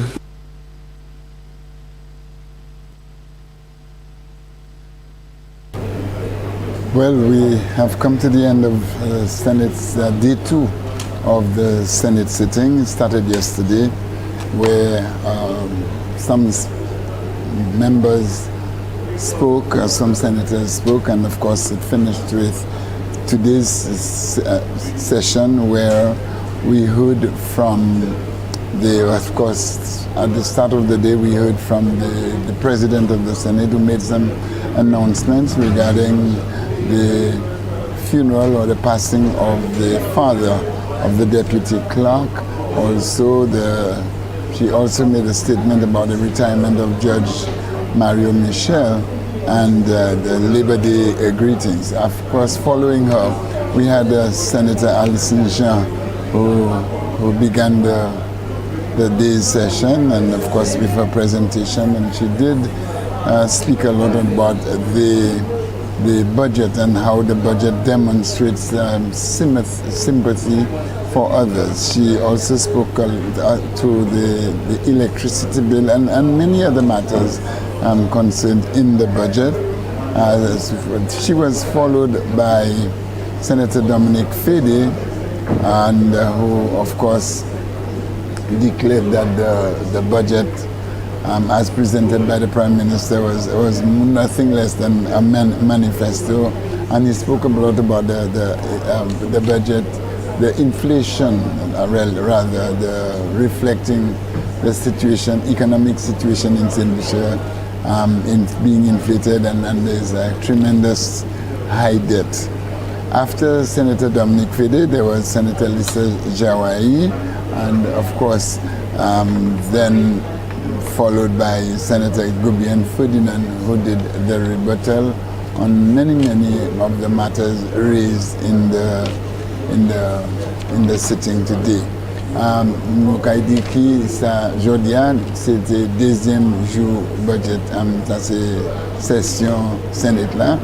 Il a commencé hier avec Jodian, si nous tenions 3 membres, ça c'est sénateur Alison Jean fait contribution. Et puis après, nous tenions sénateur Dominic Fede, et sénateur Lisa Jewai, et puis comme chef façade gouvernement à Sénat là, on est là sénateur Gubian Ferdinand, fini session. C'était un journée qui était très intéressant, normalement, particulièrement depuis sénateur, ça c'est chef façade opposition. Dominic Fede, sénateur Dominic Fede, qui a parlé avec. Il dit, pas tenir, comme Massa dit, pas tenir un chat et halé cassé, un débat comme qui toujours gagné, mais c'était une session qui était très intéressante. Et bien ça mène au bout de session avec Assoubigia, après aujourd'hui, comme qui finit là, nous. Il a allé au petit gouverneur général là, qui a essayé, et puis ça dit qu'il a mis tout le bagage sous budget l'année 2025 pour l'année 2026. Et puis ça, nous a dit merci un peu pour côté, et puis rester puis nous, avec nous a invité pour passer une bonne journée la travail demain. Avec, après ça, un bon jazz, c'est même jazz qui a entré. Merci un peu, et puis nous avons retourné pour station nous, NTN avec une bonne semaine et puis une bonne soirée.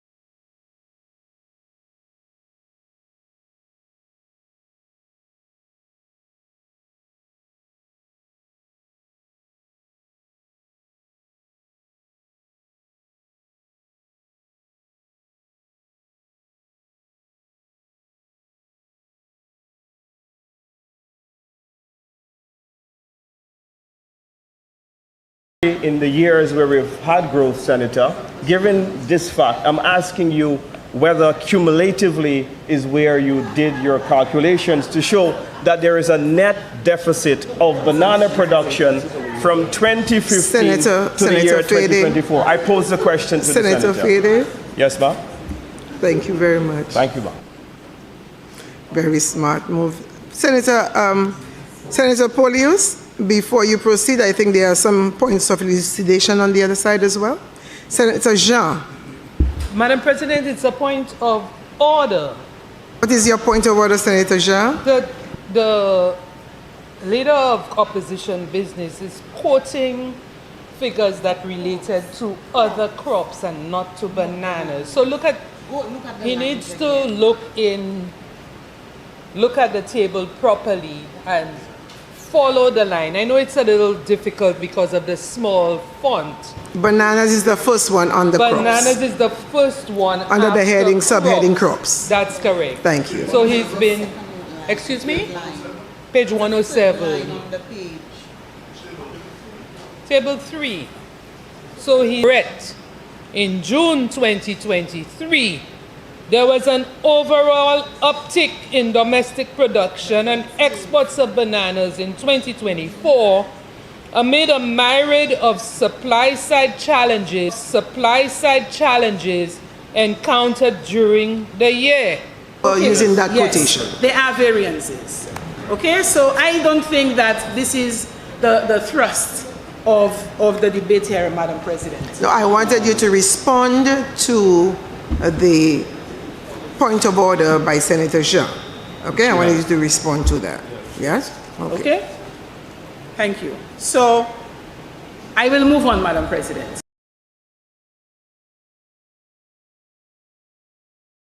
Yeah, Madam President, I want to stand on a point of elucidation because Senator Polius, are you yielding to your colleague on the point of elucidation? At this point, Madam President, I'd prefer not to. Okay. We need to move on. You have established the two sources of information. Yes, two different sources, there are variances, and we acknowledge that. And sorry to interrupt, but to tell you that your time has run out, but I will allow you 5 minutes grace. Thank you, Madam President. Madam President, when a farmer looks at you, when a farmer says to me, Usav Farah, mwen jwen guano, mwen jwen lacho, mwen jwen widicide, shada, mwen jwen vaidet, mwen servi tout ça, et puis mwen still, le mwen teni pou coupe fig, mwen pate savan ni, paske mwen pate jwen l'huile pou goumen leaf spot qui affecte ces fig là. Et puis les gouvernements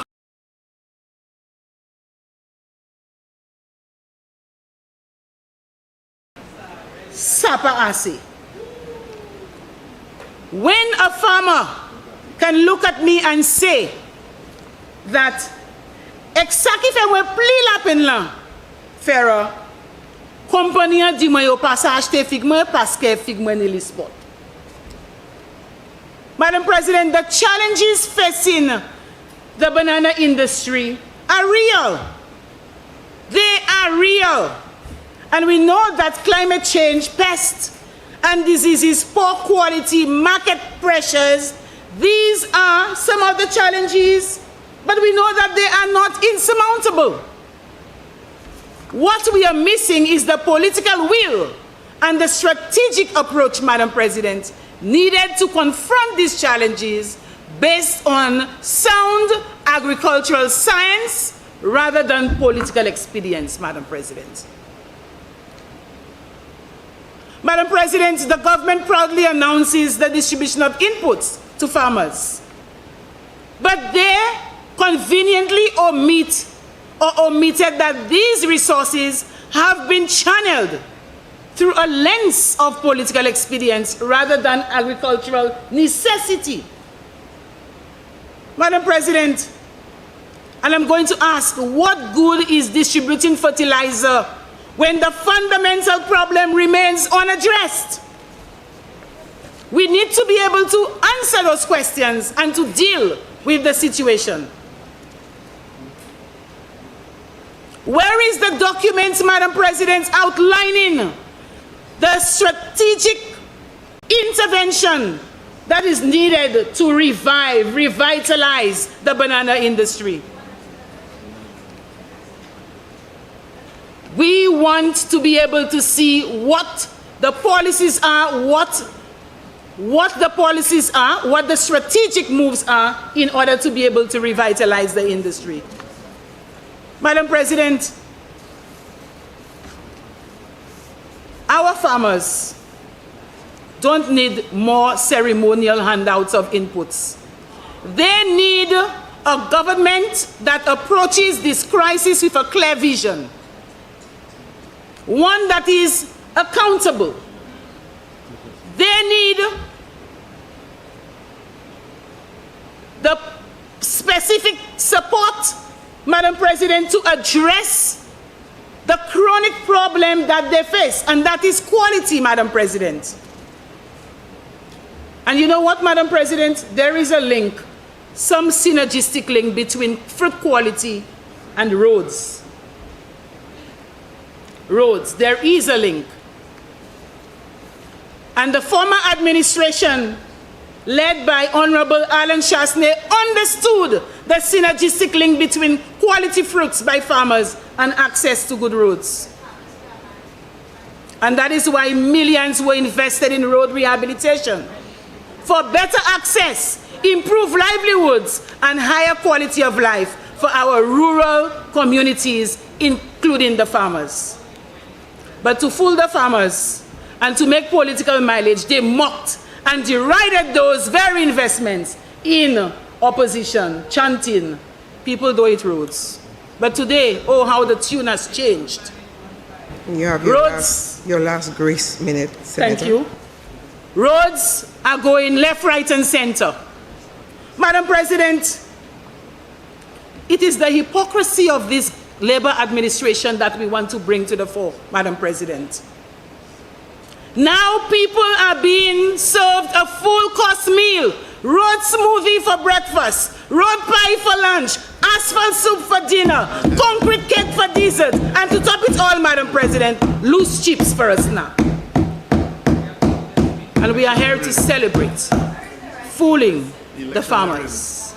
Madam President, I want to say that while we will always attempt, some of us will always attempt to fool some of our people, we must remember that we can't fool them all the time.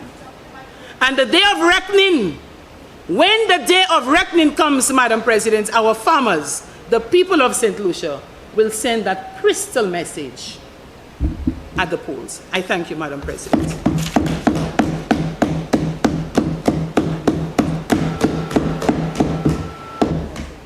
Senator Lee. Thank you, Madam President. Before I start, I wish to join you in welcoming my mother and my wife to us today.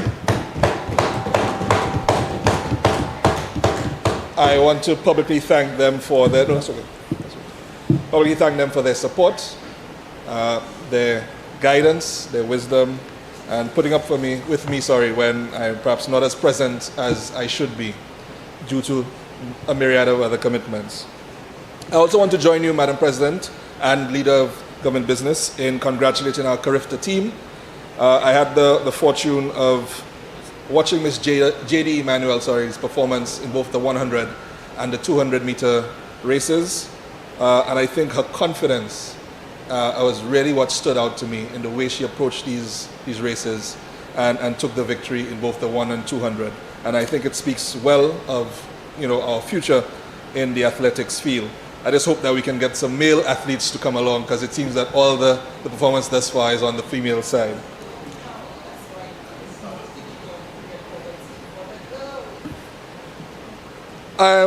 Bearing in mind, Madam President, that the Senate does not deal with money bills per se, I don't purport to go through in any real detail the figures, involved in this budget.